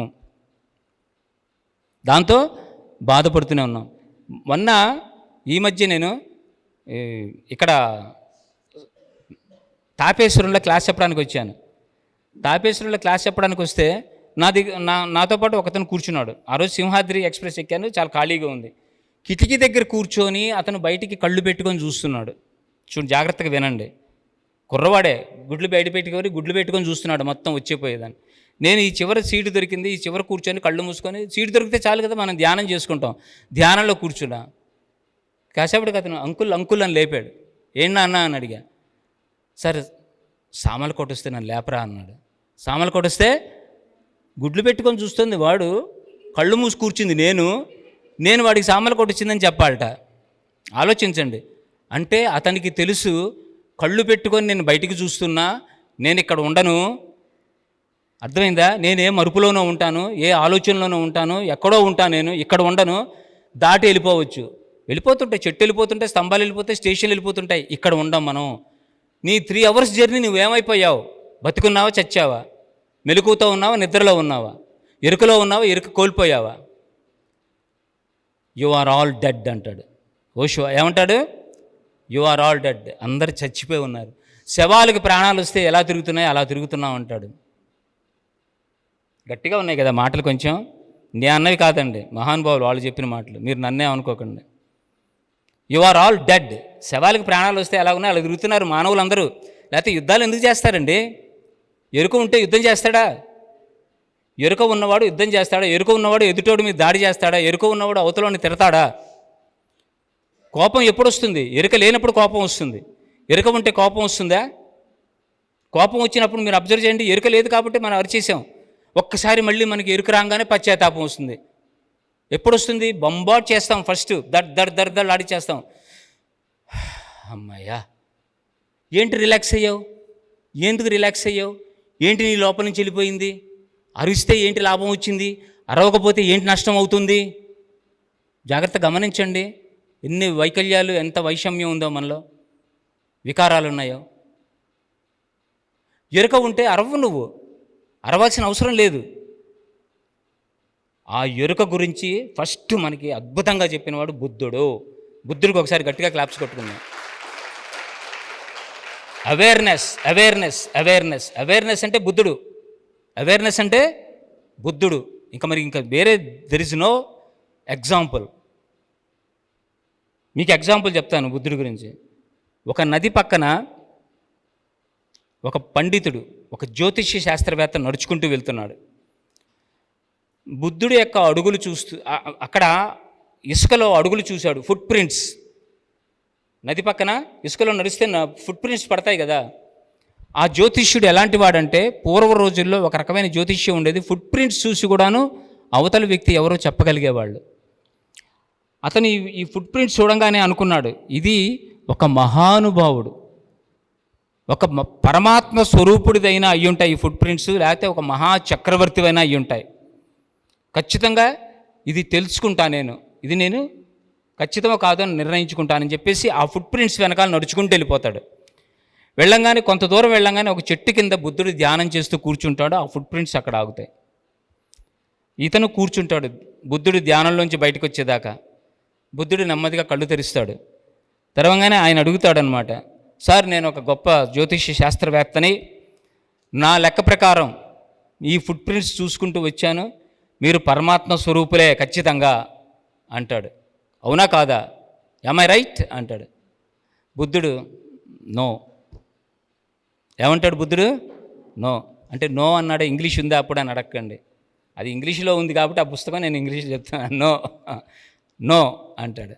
అనగానే అప్పుడు ఆయన అంటాడు, అట్లీస్ట్ అయితే మీరు ఒక చక్రవర్తి అయి ఉంటారు, are you an emperor? No. వాడు ఆశ్చర్యపోతాడు, నేను తప్పుతున్నాను, నా లెక్క తప్పుతోంది. వాడి కోపం కూడా వస్తుంది. ఏమంటాడు, please tell me at least are you a common man? పోనీ మీరు ఒక మామూలు మనిషా? నో. వీడు మనిషి కూడా కాదంటాడు. ఏంట్రా బాబు వీడు, ఇంకెవరు ఈయన? Are you an animal? మీరు ఏమైనా జంతువా అని అడుగుతాడు కోపంతో. పజిల్ అయిపోతాడు. నో, యానిమల్ కూడా కాదుట. No. Are you an insect? పోనీ ఒక క్రిమివా, ఒక జీవివా? నో అంటాడు. నా పని అయిపోయింది స్వామి, నా పేషెన్స్ అయిపోయింది, ఇంకా నా వల్ల కాదు, మీరే చెప్పండి, మీరెవరు? Who are you? Please tell me who are you? Answer of Buddha is I am awareness. I am awareness. That is awareness. మనం అనుకుంటాం నేను ఇది, మీరెవరు అని అడిగితే ఏమని చెప్తాం? నేను గౌతమ్. ఇంకా చెప్పండి మీ గురించి. పిరమిడ్ స్పిరిచువల్ సొసైటీస్ మూవ్మెంట్ మెంబర్ని, పిరమిడ్ మాస్టర్ని. అవునా? ఎన్ని ఐడెంటిటీలు అండి మనకి, ఎన్ని ఐడెంటిటీలు మనకి. బుద్ధుడు బుద్ధత్వాన్ని పొందిన తర్వాత మరి సాధించాడు కదా, ఎన్లైటన్మెంట్ సాధించాడు కదా. ఆ బుద్ధత్వాన్ని పొందిన తర్వాత ఆ బుద్ధత్వాన్ని చూపించుకోవాలని ఎవరైనా, మనం ఏదైనా వెళ్ళాము, ఏదైనా సాధించామనుకోండి, మన ఇంట్లో వాళ్ళకి చెప్పుకోవాలని అనిపిస్తుందా లేదా మనకి?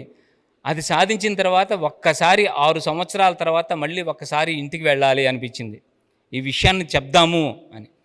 ఇంటి వైపు వచ్చాడు. అప్పటికే తండ్రికి తెలిసిపోయింది, వస్తున్నాడు గౌతముడు. గౌతముడే వాళ్ళ దృష్టిలో, ఇంకా బుద్ధుడు కాదు. బుద్ధుడు అంటే వాళ్ళకి తెలియదు. రాని ఎదవని 4 చివాట్లు పెడతాను. ఏంటి వృద్ధుడిని నేను, ఈ సమయంలో నిర్దాక్ష్యంగా నన్ను వదిలిపెట్టి వెళ్తాడా? ఇతర రాజ్యాల నుంచి ఎవరైనా రాజులు నా మీదకి యుద్ధం వస్తే నేనేం చేయగలను ఈ వృద్ధాప్యంలో? వీడు నన్ను వదిలిపేసి వెళ్ళిపోతాడా? రాని వాణ్ణి అని కారాలు మిరియాలు నూరుతూ ఉంటాడు. బుద్ధుడు వస్తాడు. కోపంతో ఇలా చూసిన వాడు బుద్ధుని చూడంగానే ఒక్కసారిగా మాయమైపోతుంది, కోపం అంతా మాయమైపోతుంది.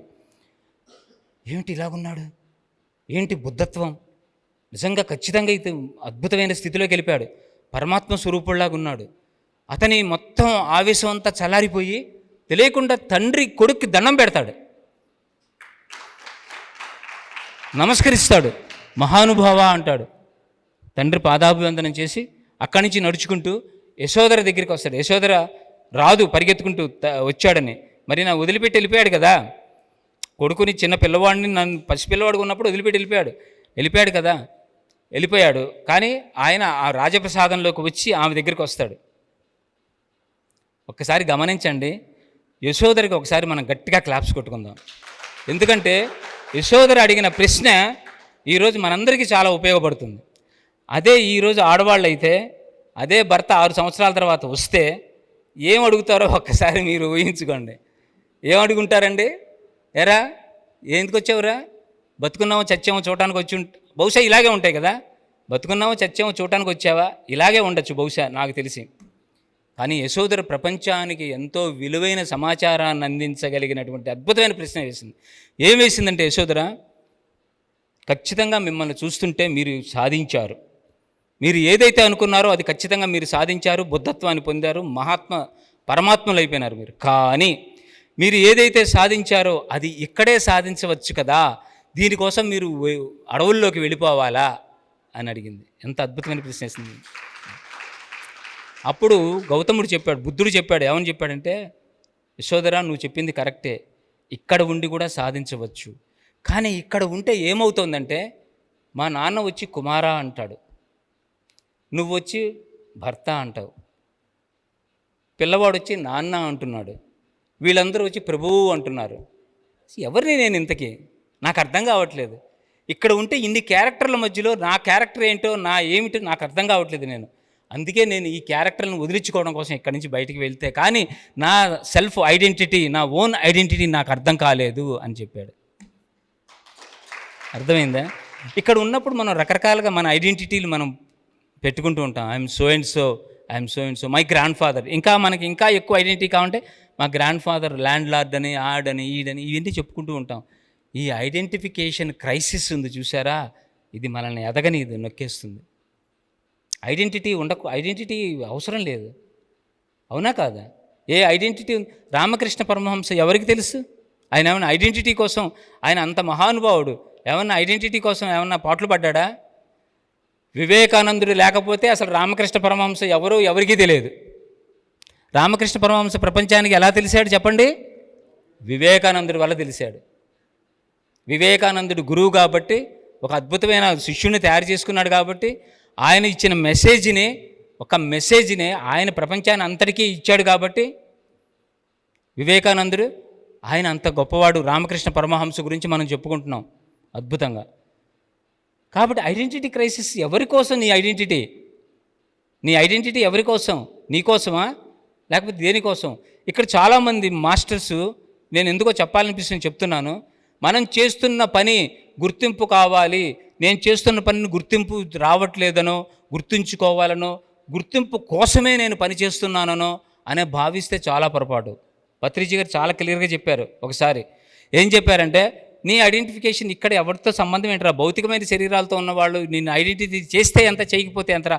వాళ్ళ ఐడెంటిటీ కోసం నువ్వు పనిచేస్తే నువ్వు ఎదగవు. నీకు ఎక్కడ ఐడెంటిటీ ఉందంటే అక్కడ ఐడెంటిటీ ఉంది. వాళ్ళు పైన మీకు గార్లాండ్స్ పట్టుకొని, అంటే దండలు పట్టుకొని ఎదురు చూస్తున్నారు, మీరు వస్తే పూలదండలు వేయటానికి. ఆ యాస్ట్రల్ మాస్టర్స్ నుంచి మనకి బోల్డంత ఐడెంటిటీ ఉంది. వాళ్ళ చూపులన్నీ మనమేదే ఉన్నాయి. మనం వాళ్ళ కోసం, వాళ్ళ ప్రణాళిక ప్రకారం వాళ్ళ కోసం మనం పనిచేస్తున్నాం. కానీ ఇక్కడ భౌతిక శరీరంతో ఉన్నవాళ్ళు పొగిడేవాళ్ళు పొగుడతారు, తెగిడేవాళ్ళు తెగుడతారు. వీళ్ళతో సంబంధం మనకి లేదు. మన పని నీకు ఏ లోపల ఇంట్యూషన్ ఏది అనిపిస్తే ఆ పని చేసుకుంటూ వెళ్ళిపోవని చెప్పారు. ఇంత అద్భుతంగా పత్రిజీ గారు చెప్తే చప్పట్లే కొట్టరేంటారా బాబు? అంటే ఆలోచనలో ఆగిపోయారు కదా, ఐడెంటిటీ క్రైసిస్లో ఉండిపోయినట్టుగా. మన మన మన బొమ్మను మనమే చూస్తున్నామే, అద్దంలో చూసుకుంటున్నట్టుందా?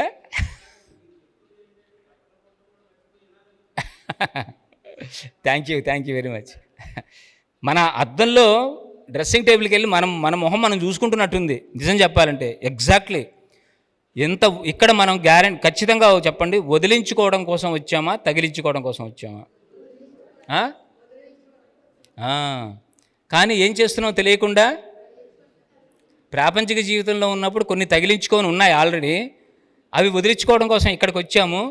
ఇక్కడ చాలా ఇంకా ఎక్కువ తగులుతున్నాయి. అవునా కాదా? ఎక్కువ తగులుతున్నాయి మనకి. ఒక్క విషయం నాన్న, మీరు ఎప్పుడైతే ఇది నాకు కష్టము అని మీరు చెప్పుకున్నారో, మీరు చెప్తున్నారు, మీరు ఏమని చెప్తున్నారు? ఇది నా కష్టము అని. అది కష్టంగానే ఉంటుంది, అది ఎప్పటికీ కష్టంగానే ఉంటుంది. సెల్ఫ్ అఫర్మేషన్ ఎప్పుడు కూడా ఎలాగ ఉండాలంటే, మీది అదే మైండ్ కదా, బుద్ధుడిది ఏం మైండ్ అదే మైండ్ మీది కూడాను. ఆయన బ్రెయిన్ ఏంటో మీ బ్రెయిన్ అదే, అందరిది అదే సాఫ్ట్వేర్ అదే ఉంది. కానీ ఆయన ఎలా వదిలించుకున్నాడు? సాధన ద్వారా వదిలించుకున్నాడు. మనం నిజంగా సాధన చేస్తున్నామా? నేను ఇందాక స్వాధ్యాయం గురించి చెప్పాను, సజ్జన సాంగత్యం గురించి చెప్పాను. అసలు ధ్యానం ఎంతసేపు చేస్తున్నారు చెప్పండి? నిజంగా చెప్పాలంటే ధ్యానం ఎంతసేపు చేస్తున్నారు ఒక్కొక్కళ్ళు చెప్పండి? రోజు చేస్తున్నామా? రెగ్యులర్గా చేస్తున్నామా? నాన్న అది కూడా రికార్డ్ అవుతుందా?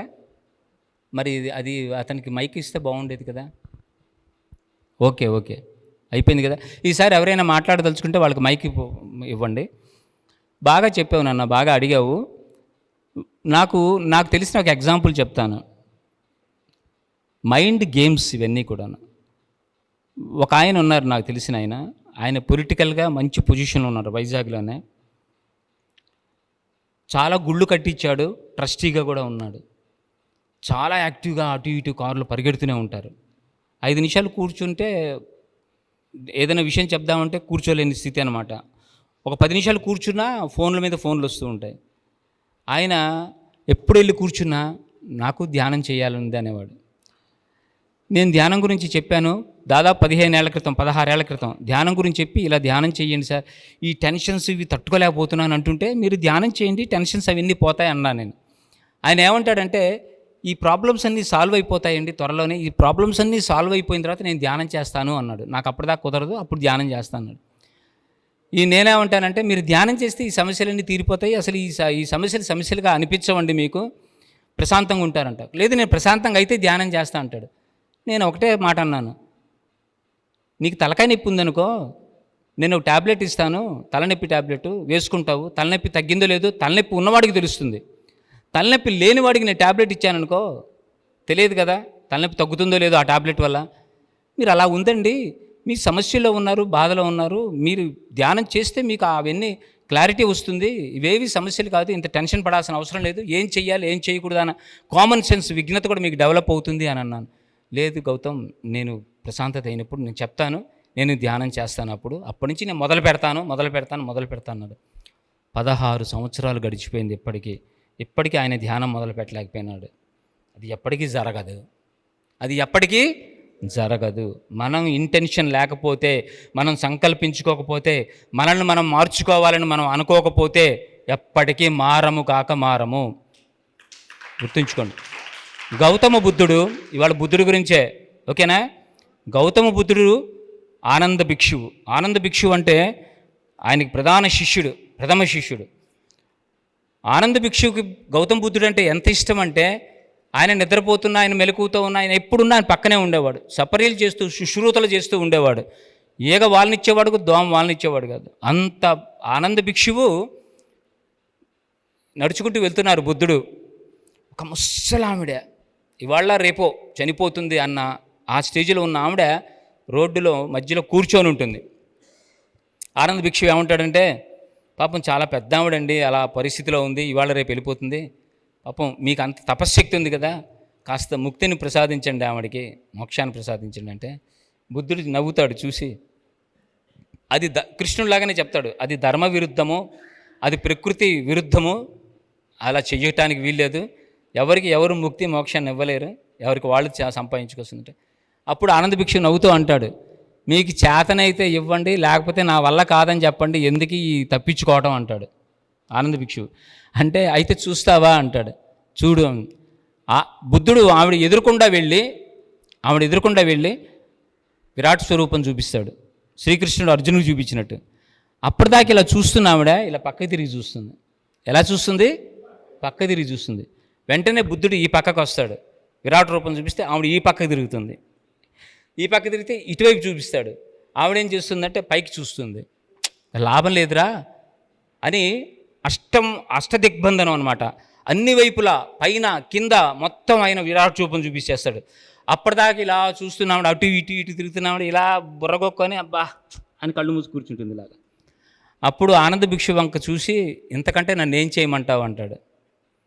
నాకు అర్థమైపోయింది సార్, మీరు వచ్చేయండి, ఎవరికి ప్రాప్తం ఉంటుందో, ఎవరికి ఇంటెన్షన్ ఉంటుందో, ఎవరు ఆ స్థితికి చేరుకోగలుగుతారో, ఎవరికి యోగ్యత అర్హత ఉంటుందో వాళ్ళు మాత్రమే అది చేయగలుగుతారు. కాబట్టి ఇవ్వాలంటే ఇచ్చేయటం కుదరదు. కృష్ణుడు అర్జునుడు వాళ్ళిద్దరికి రిలేషన్ ఉందా లేదా? భౌతికంగా ఇద్దరు ఎదురెదురుకుండా ఉండేవాళ్ళు, అవునా కాదా? అంత భౌతికంగా ఎదురెదురుకుండా ఉన్నవాళ్ళు రిలేషన్ భావాభావమరుదులై ఉండి అర్జునుడికి మోటివేషన్ చేశాడు, పైకి లేపాడు, యుద్ధం చేయమని చెప్పాడు, ఎన్నో 18 అధ్యాయాలు 700 శ్లోకాలు చదివి వినిపించాడు. అన్ని చదివిన తర్వాత యదా ఇచ్చసి తదా కురు అన్నాడు. నీకు ఎలా అనిపిస్తే అలా చేయరా అన్నాడు. కానీ నేను చెప్పినట్టు చేయను అన్నాడేంటి? అనలేదు కదా. మైక్ కావాలా? ఇవ్వండి.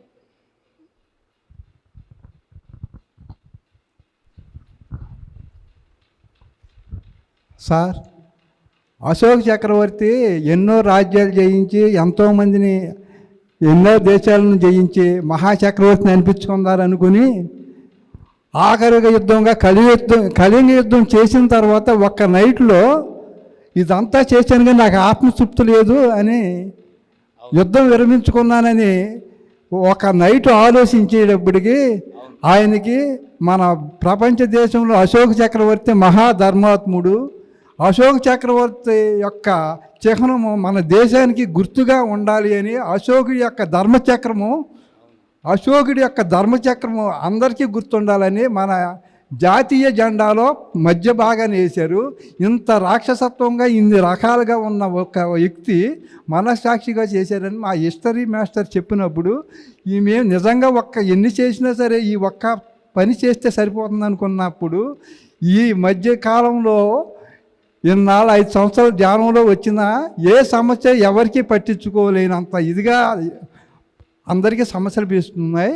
కానీ అశోక చక్రవర్తి ఇంత యుద్ధం చేసి ఒక కళింగ యుద్ధంలో ఒక మార్పు తీసుకొచ్చినప్పుడు ఆయనకి అంత తృష్ట వచ్చి ఆ గౌతమ్ గురించి తెలుసుకున్నప్పుడు వాళ్ళకే మనకి ఉన్న తేడా ఏమిటి? అశోక చక్రవర్తి ఒకే యుద్ధంలో మార్పు చెంది ధర్మచక్రాలు అన్నీ ఉన్నా సరే రోడ్డుకి ఇరువైపులా చెట్లు నాటించినంత మాత్రం ధర్మాత్ముడు అయ్యాడు. ఇప్పుడు ఉన్న రాజులకి అప్పుడున్న చక్రవర్తికి ఒక్క తేడా ఏమిటో మాకు హిస్టరీ చదువుకున్నాం, కానీ మిమ్మల్ని చూస్తే గౌతమ్ బుద్ధుడి గురించి చెప్పారు కాబట్టి మాకు ఆ పాఠం గుర్తుకొచ్చింది. కాబట్టి ఈ డౌట్ అశోక చక్రవర్తి యొక్క ఒక పనిలో ఎలా జరిగిందో మాస్టర్ మాకు వివరించి చెప్పాలని కోరుతున్నాను సార్. అద్భుతమైన ప్రశ్న. ఒకసారి గట్టిగా క్లాప్స్ కొట్టుకుందాం. చాలా అద్భుతమైన ప్రశ్న వేశారు సార్. బ్యూటిఫుల్. నిజం, ఈ ప్రశ్నలు నాకు కూడా వచ్చాయి సాధన మొదట్లో. జీసస్ క్రైస్ట్ ఒక మాట చెప్పేవాడు. ముందర అది చెప్పుకున్న తర్వాత ఇందులోకి వెళ్దాం. జీసస్ క్రైస్ట్ ఒక మాట చెప్పేవాడు. మహానుభావులు ఎవరు ఏం చెప్పినా తీసుకోవాల్సిందే. Unless you born again you cannot enter in to the Kingdom of God అన్నాడు ఆయన. నువ్వు మళ్ళీ జన్మించకపోతే దేవుని రాజ్యంలోకి ప్రవేశించలేవు అని అర్థం. దాన్ని మళ్ళీ జన్మించకపోతే అంటే ఏంటి అంటే ఇప్పుడు చచ్చిపోయి మళ్ళీ జన్మించాలా అని కాదు అర్థం.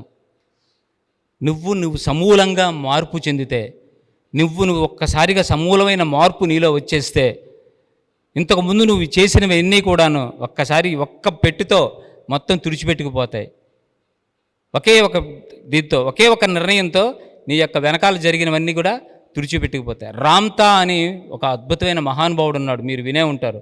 రామ్తా ఎంతమందికి తెలుసండి? రామ్తా చదవండి పుస్తకాలు. రామ్తా మహానుభావుడు 35,000 సంవత్సరాల క్రితం భూమి మీద జన్మించి రక్తమాంసాల పిండంతో ఉండి ఎన్నో కష్టాలు పడి అప్పుడున్న లెమోరియన్ నాగరికతలో ఉండి ఆయన యుద్ధాలు చేసి బానిసగా బ్రతికి తర్వాత యుద్ధాలు చేసి ఒక చక్రవర్తిగా అయి లక్షల మందిని చంపి అదే కత్తితో ఎంతోమందిని నరికి చంపి రక్తం ఏరులై పాడించిన ఆయన అద్భుతమైనటువంటి ధ్యానం చేసి అదే సశరీరంతో మన పురాణాల్లో ఉంది చూసారా, సశరీరంతో అధిరోహణ చేశాడు 35,000 సంవత్సరాల క్రితం.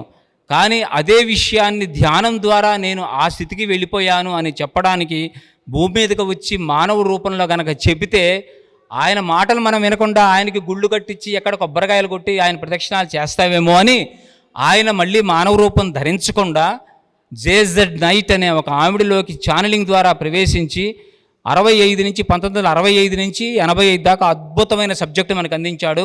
అదే రామ్తా విజ్ఞానం. ప్రతి ఒక్కళ్ళు చదవలసిన విజ్ఞానం. అది చదివితే ఇలాంటి ఏవైతే మనకి అనుమానాలు ఉన్నాయో అనుమానాలన్నీ తీరిపోతాయి. మీరు చెప్పినట్టు అశోకుడు చాలా యుద్ధాలు చేశాడు. రాజ్యకాంక్షతో ఎక్కడి నుంచో వచ్చి ఎంత రాజ్యాలు విస్తృతపరుచుకుంటూ చంపుకుంటూ వెళ్ళిపోయి రక్తం ఏరులై పారి కళింగ యుద్ధంలో లక్షల మందిని చంపేశాడు. నిజమే. కానీ ఆ యొక్క ఏదైతే ఇవన్నీ ఎందుకు చేస్తాడంటే ప్రతి ఈ జన్మలో మంచి అనేది చెడు అనేది లేదు. అసలు మంచి అనేది చెడు అనేది లేదు. ఇది చాలా డెప్త్గా ఉన్న సబ్జెక్టు. మనం ఏమనుకుంటానంటే నరుక్కుంటూ చంపుకుంటూ వెళ్ళిపోతే చెడు అనిపిస్తుంది మనకి, ఇది మంచి అనిపిస్తుంది. అలా అయితే కురుక్షేత్ర యుద్ధం కృష్ణుడు ఎందుకు చేయిస్తాడు? కురుక్షేత్ర యుద్ధం ఆపగలిగిన శక్తి ఉందా లేదా? మరి కురుక్షేత్ర యుద్ధం జరగవలసిన పరిస్థితి ఉంది కాబట్టి జరుగుతున్నది జరిగించేశాడు ఆయన. ఇక్కడ అశోకుడు అంతమందిని చంపినప్పటికీ అంత చేసినప్పుడు కూడాను అతనిలో పరివర్తన వచ్చింది, ధర్మ పరివర్తన వచ్చింది. ఆయనలో పశ్చాత్తాపం వచ్చి ధర్మ పరివర్తన వచ్చింది. బుద్ధుడిని చూశాడు, బుద్ధుడి యొక్క బోధనలు విన్నాడు, బుద్ధుడి బోధనలు చదివాడు, సాధన చేసిన తర్వాత ధర్మ పరివర్తన వచ్చి మేము ఉన్నది ఇక్కడ సభరక్షణ కోసం మాత్రమే, భక్షణ కోసం మాత్రం కాదు అన్న జ్ఞానం ఆయన పొందటం వల్ల ఆయన వెంటనే ఆయన ధర్మ పరివర్తన రావటం వల్ల ఇంతకు ముందు చేసిన జ్ఞానాగ్ని దగ్ధ కర్మాణం, జ్ఞానం అనే ఒక అగ్నిలో ఎలా అయితే కర్మలు దగ్ధమైపోతాయో అలా ఒక్కసారి ఆ జ్ఞానం ధర్మ పరివర్తన వచ్చి ఆయన ధ్యానం చేయటం మొదలుపెట్టేసరికి ఈ మొత్తం కర్మలన్నీ దగ్ధమైపోయినాయి. ఆయన ఆ తర్వాత జన్మల్లో ఏమయ్యాడు ఏమిటి అనేది మనకి తెలియదు. కానీ ఆ తర్వాత ఆయన చేసిన పనులు మనం ఎంత గుర్తుంచుకున్నామంటే, ఆయన తర్వాత ఒక అద్భుతంగా ప్రజలని ఎంతో సంక్షేమంతో సుభిక్షంగా పరిపాలించాడు. అది బుద్ధుడు చెప్పినటువంటి శిలాశాసనాలు హింస అహింస పరమో ధర్మ మొట్టమొదటిది బుద్ధుడిది. అవి శిలాశాసనాలు అవి చెక్కించాడు. మీరు సారానాథ్ వెళ్తే కనబడతాయి అవన్నీ కూడాను ఆ శిలాశాసనాలు. మీరు బుద్ధగయ వెళ్తే కనబడతాయి, ఆ ఏరియాలు మొత్తం తిరిగితే అవన్నీ కూడా అద్భుతమైన శిలాశాసనాలు ఎన్నో కనబడతాయి. హింస మానిపించేశాడు. పరివర్తన, ఇక్కడ ఇంపార్టెంట్ పాయింట్ ఏంటంటే పరివర్తన. ఆ పరివర్తన మ్యూటేషన్ అనేది చాలా ఇంపార్టెంట్. ఎప్పుడైతే మ్యూటేషన్ వస్తుందో మన పాతవన్నీ తరిగిపోతాయి. ఈ పాతవి ఎందుకు చేశాము, ఇప్పటిదాకా ఈ పాపాలు ఎందుకు చేశామంటే ఈ స్థితికి రావడం కోసమే చేస్తాము. ఏ స్థితికి రావడం కోసం? ఇవన్నీ తప్పు అని తెలుసుకోవడం కోసం చేశాము. కాబట్టి అవి చేసుకుంటూ వచ్చాం కాబట్టి ఇప్పుడు ఈ ధర్మం ఈ స్థితికి మనం రాగలుగుతాం అన్నమాట. గత జన్మల్లో ఇప్పుడు దొంగతనం చెయ్యం మనం. చేస్తారు ఇక్కడ వాళ్ళు ఎవరైనా దొంగతనం చేస్తారా చెప్పండి? దొంగతనం చేయగలమా? ఎవరు లేరు, అక్కడ వస్తువు ఉందనుకోండి, ఎవరు లేరు కదా ఇక్కడ వస్తువు అని జోబులు పెట్టుకున్న రోజులు ఎప్పుడో ఉండేవి. కానీ ఇప్పుడు ఎవరిది కాకపోయినప్పుడు కూడా, అక్కడ ఎవరు లేకపోయినప్పుడు కూడా నా వస్తువు తీసి ఎవరిది అయి ఉంటుంది ఎంక్వైరీ చేసి వాళ్ళకి ఇద్దాము అని అనిపిస్తుందా లేదా? ఎందుకు ఇంత పరివర్తన వచ్చింది?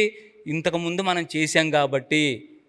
ఇంతకుముందు గత జన్మల్లో కావచ్చు, ఈ జన్మలోనే కావచ్చు, గత జన్మలో కావచ్చు, పరివర్తన జర్నీ అనేది అశోకుడికి మీరు పుట్టినప్పటి నుంచి చనిపోయేదాకా చూస్తున్నారు సార్ మీరు.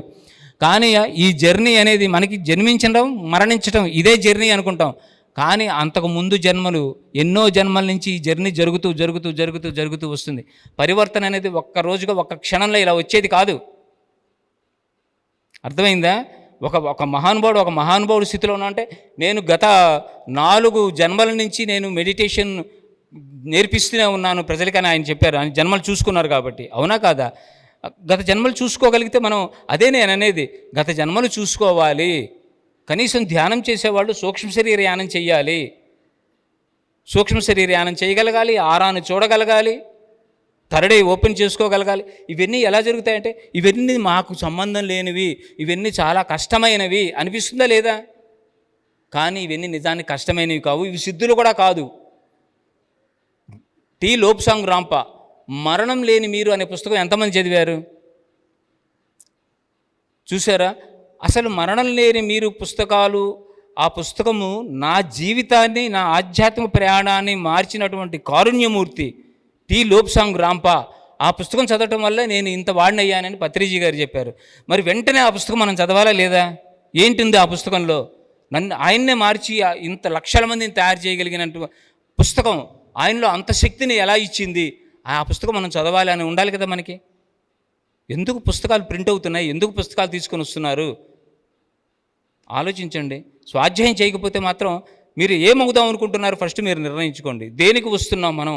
దేనికి ధ్యానం చేస్తున్నాం? దేనికి పిరమిడ్లు కట్టిస్తున్నాం? దేనికి క్లాసులకి అటెండ్ అవుతున్నాం? ఏం చేయాలనుకుంటున్నాం? అసలు మనకి ఎయిమ్ ఏమిటి? గోల్ ఏమిటి? ఉండాలి కదా. ఒక చిన్న గోల్ అంటే పెద్ద గోల్కి వెళ్తాం కదా, ఉండాలి కదా. కానీ ఎప్పుడు లాగానే తూతూ మంత్రం లాగానే, లేకపోతే గుడ్డెద్దు చేలో పడ్డట్టుగానే వస్తున్నాము, వింటున్నాము, వెళ్తున్నాము, వీకెండ్స్లో వెళ్తున్నాము అంటే కుదరదు. మీ ఆధ్యాత్మిక ప్రయాణం ఇది ఇండివిజువల్. ఈ అందరినీ ఎవరిని ఏమనలేము. ఇది ఆ స్పార్క్ నాలో కలగాలి, నాకు, మీకు మీలో కలగాలి. ఎవరు స్పార్క్ ఇవ్వగలుగుతారు మీకు చెప్పండి? ఒక క్లాసు వింటారు, అద్భుతంగా ఉంది అనిపిస్తుంది. ఒకరోజు ఇలా ఉండాలి అనిపిస్తుంది. వన్ డే ఆ టానిక్ ఎంతకాలం పనిచేస్తుంది? రేపు మళ్ళీ ఇంటికి వెళ్ళంగానే నార్మల్. ఎవడరా ఇక్కడ ఇది పెట్టింది, ఎవడరా అక్కడ పెట్టింది, ఎవడరా అది చేసింది అనేస్తాం లేదా? అయిపోయింది, ఫినిష్. ఇంతవరకు చెప్పిందంతా అయిపోతుంది. మన మనస్సు అలాంటిది. రాముడి గురించి నేను 3 గంటలు మీకు క్లాస్ పీకుతాను. రాముడి గురించి 3 గంటలు చెప్తాను. మహానుభావుడి గురించి ఎంత చెప్పుకున్నా తక్కువే కదా. సకల గుణాభిరాముడు, సకల గుణాభిదేవుడు, మహాత్ముడు, పరమాత్ముడు, ఒకే బాణము, ఒకే మాట, ఏకపత్ని వ్రతుడు అని గుణాలన్నీ చెప్పాను నేను మీకు. చెప్పిన తర్వాత క్లాస్ అయిపోయిన తర్వాత మీరు వెళ్తూ ఉంటే బయట ఒక స్టాల్ ఏర్పాటు చేశారండి మా వాళ్ళు, ట్రస్టీలు స్టాల్ పెట్టారు. 2 విగ్రహాలు అయితే అక్కడ పెట్టారు. 2 విగ్రహాలు పెట్టారు. ఒకటి రావణాసురుడిది, ఒకటి రాముడివి. 2 విగ్రహాలు పెట్టాము మేము. మీకు ఏ విగ్రహం ఇష్టమైతే ఆ విగ్రహం తీసుకెళ్ళండి అని అంటే మీరు ఏ విగ్రహాలు తీసుకెళ్తారు? గట్టిగా చెప్పండి. రాముడి విగ్రహాలు, అందులో డౌట్ లేదు కదా. ఏం మాట్లాడిన వాళ్ళు రావణాసురుడు తీసుకెళ్దాం అనుకుంటున్నారు ఏంటి? గుణాలు ఉన్నాయి ఇంకా, అందులో డౌట్ లేకుండా అందరూ రాముడి విగ్రహాలు తీసుకెళ్ళిపోతారు, అంతే కదా. అదే 3 గంటలు నేను మీకు క్లాస్ చెప్పిన తర్వాత మా ట్రస్టీలు అక్కడ విగ్రహాలు పెట్టారండి. మీకు ఏ విగ్రహం కావాలంటే ఆ విగ్రహం తీసుకోండి. రాముడిది రావణాసుడిది ఇద్దరివి ఉన్నాయి. రాముడిది ఏమన్నా మట్టితో చేసింది, రావణాసుడిది ఏమన్నా బంగారంతో చేసింది అంటే మీరే విగ్రహాలు తీసుకెళ్తారు? మరి నేను చెప్పిన 3 గంటలు ఏమైంది? ఆలోచించండి. ఇది మన మనస్సు, ఇది మన గతి, ఇది మనం ఇట్లా ఉన్నాం. మరి ఎందుకని మనం ఎంతో ఆలోచిస్తాం, ఎంతో దూరం ఆలోచిస్తామేంటి? ఉట్టికెక్కలేనమ్మా స్వర్గానికి ఎక్కిందిట, అవునా కాదా?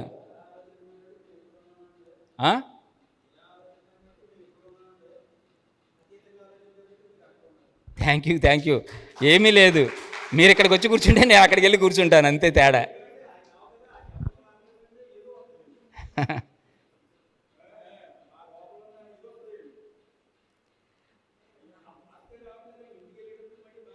అవును, ప్రాక్టీస్ చేయాలమ్మా. మీరు చాలామంది ఏమనుకుంటామంటే మనందరము సాధన అంటే కూర్చున్న అరగంట గంట శ్వాస మీద ధ్యాస పెడితే అయిపోయింది నా సాధన అనుకుంటారు. 24/7 ఎవ్రీ మూమెంట్ మనకి సాధనే. మనకి ఎదురుపడ్డ ఒక కుక్క పిల్ల సాధనే, మనకి ఎదురుపడ్డ ఒక సీతాకొక చిలక మనకి సాధనే, ఎదురుకుండా ఇంటి ముందర వచ్చి గేటు దగ్గర నుంచిన బిచ్చగాడు మనకి సాధనే, మనల్ని తిట్టడానికి వచ్చిన వాడు ఎవడైనా ఉన్నాడంటే వాడు సాధనే. మనకి ప్రతి ఒక్కళ్ళు సాధనే, ప్రతి ఒక్కళ్ళ నుంచి మనం నేర్చుకుంటాం. మరి ఆదిశంకరాచార్యులు గారు ఏమని చెప్పారు? 24 రకాల జీవరాశుల నుంచి నేను ఎన్నో విషయాలు నేర్చుకున్నా అంటాడు. నిజం, మనం ఎంతో నేర్చుకోవాలి జంతువుల నుంచి. ఎంత నేర్చుకున్నా మనకి అసలు అవ్వదు తెలుసా. ఎందుకంటే గమనించండి, మీరు నిర్మోహమాటంగా చెప్తున్నా, ఏం మీరు ఫీల్ అవ్వద్దు, అందులో నేను కూడా ఉన్నాను. మనందరం కలిసే. మనకి ఏం తినాలో తెలియదు, జాగ్రత్తగా గమనించండి. ఎంత తినాలో తెలియదు, ఎప్పుడు తినాలో తెలియదు, ఎలా తినాలో తెలియదు. నిజంగా అవునా కాదా? ఒక ఆవుని వారం రోజులు మీరు మార్చి దాని ముందర ఎండుగడ్డి దాని ముందర మాంసం ముద్ద పడేస్తే తింటుందా? ఒక పులిని వారం రోజులు మార్చి దాని ముందర ఇంత ఎండుగడ్డి పడేస్తే ఏదో కడుపుకు దొరికింది అని తినేస్తుందా? ఒక కుక్క మార్కెట్లోకి వెళ్తే ఎటువైపు వెళ్తుందండి? చెప్పండి గట్టిగా. వెళ్తుంది కదా. ఒక మేక వెళ్తే ఎటు వెళ్తుందండి? కానీ బ్యాగ్ పట్టుకొని మార్కెట్లోకి వెళ్ళిన మనకెందుకు తెలియట్లేదు ఎటుపోవాలో?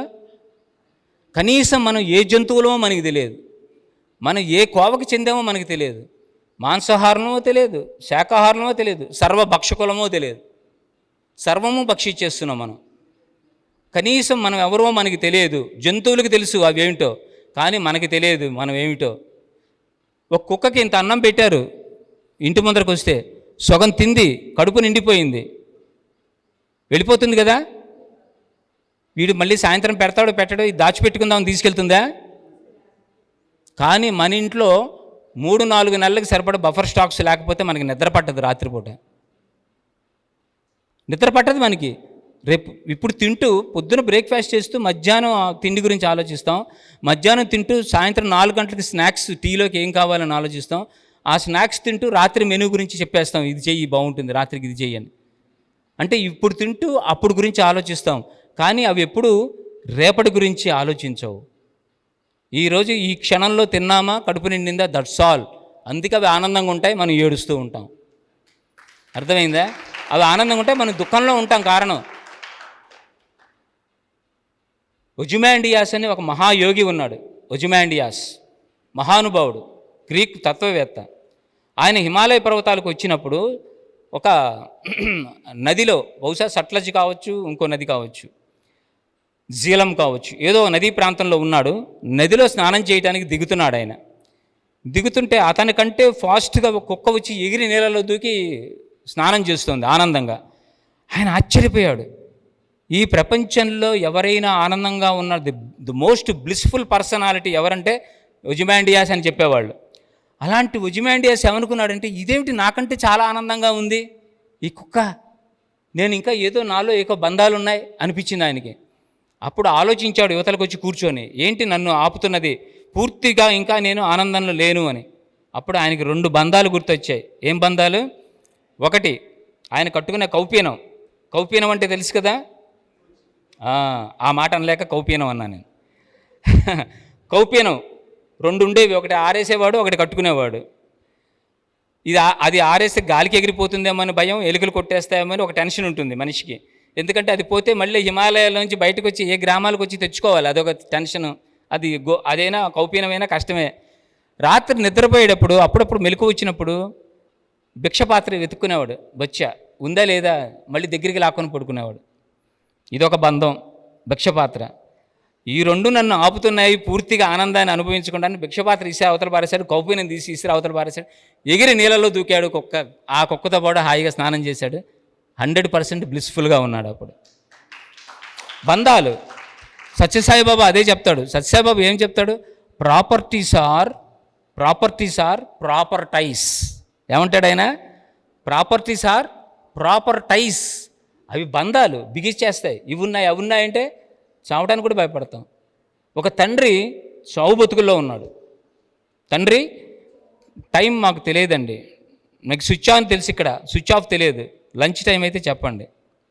మేడం మీకే లంచ్ టైం అయితే చెప్పండి, మాకు స్విచ్ ఆనే తెలుసు, స్విచ్ ఆఫ్ తెలియదు. అర్థమవుతుంది మీకు? మామూలుగా బయట ఎక్కడైనా ఉపన్యాసాలు ఇచ్చేవాళ్ళు ఉంటారు కదా, పొలిటీషియన్స్, వాళ్ళకి ఏమవుతుందంటే వాళ్ళు స్టార్టింగ్ ప్రాబ్లం, వాళ్ళకి ఎలా చెప్పాలో తెలియక మరి వేదిక మీద ఉన్నటువంటి బలాన వ్యక్తి గొప్పవాడు, ఆ వ్యక్తి గొప్పవాడు, ఈ వ్యక్తి గొప్పవాడని ఒక పావు గంట టైం పాస్ చేసేసరికి ఏదో 10 నిమిషాలు మాట్లాడేసి దిగిపోతారు. వాళ్ళకి ఏమిటి problem? Starting problem. Pyramid spiritual societies మాస్టర్స్కి స్టాపింగ్ ప్రాబ్లం. ఏం ప్రాబ్లం? Stopping problem. మైక్ ఇస్తే వదలం, పక్క నుంచి గోకుతూ ఉండాలి, బాబు నీ టైం అయిపోయిందిరా. 10 మంది స్టేజ్ మీద కూర్చొని 10 మంది మాట్లాడిసిన టైంలో కూడా వీడు మాట్లాడిస్తూ ఉంటాడు. బాబు మిగతా వాళ్ళు మాట్లాడారు, దిగరా బాబు అని గోకాల్సింది, అవునా కాదా? సో మాకు స్టాపింగ్ ప్రాబ్లం ఉంటుంది. కాబట్టి మీరు టైం సెన్స్ మాకు ఉండదు, టైం మీరు చెప్పండి లంచ్ టైం అయితే, అప్పటిదాకా మాట్లాడుకుంటూనే ఉందాం. అలాగే. ఇప్పుడు ఎంత అయింది టైము? 1 అయింది. ఓకే. మనం ఎక్కడున్నాం? పిరమిడ్లో పేరవరం పిరమిడ్లో ఉన్నామని చెప్పొద్దు, సబ్జెక్ట్లో ఎక్కడున్నామని చెప్పండి. ఒక్కళ్ళు చెప్పండి.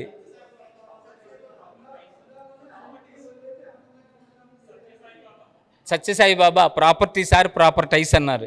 అంటే ఇవన్నీ కూడా మనకు బంధాలు ఎన్ని ఏర్పరచుకుంటున్నామో అంతా ఇది. ఈరోజు ఆర్య సత్యాలు కూడా అదే. దుఃఖం ఉన్నది, ఈ ప్రపంచం అంతా దుఃఖం ఉందని మొట్టమొదటి మనం చెప్పుకున్నాం కదా. ఈ మొత్తం ప్రపంచం అంతా దుఃఖం ఉంది అర్థమవుతుంది మనకి. నిజానికి మనం అందరం ఎవరం బ్లిస్ఫుల్గా లేము, నిజానికి సంతోషంగా కూడా లేము. సంతోషము అంటే ఏమిటనేది ఫస్ట్ తెలుసుకుందాం, ఓకేనా? మనందరం సంతోషంగా ఉన్నాం లేదో తెలుసుకోవాలంటే ఫస్ట్ సంతోషం అంటే ఏంటి తెలుసుకోవాలి. వినోదం అనేది ఒకటి ఉంది. వినోదం అంటే ఏంటంటే, ఇప్పుడు భోజనాలు పెడతారు కాబట్టి చక్కగా వెళ్ళి భోజనం చేస్తాం రుచికరంగా. ఆ చేస్తున్నంతసేపు ఎలాగుంటుంది? వినోదంగా ఉంటుంది. భోజనాలు అయిపోయి యువతలకు వచ్చేస్తే అది అయిపోతుంది, అంతే కదా.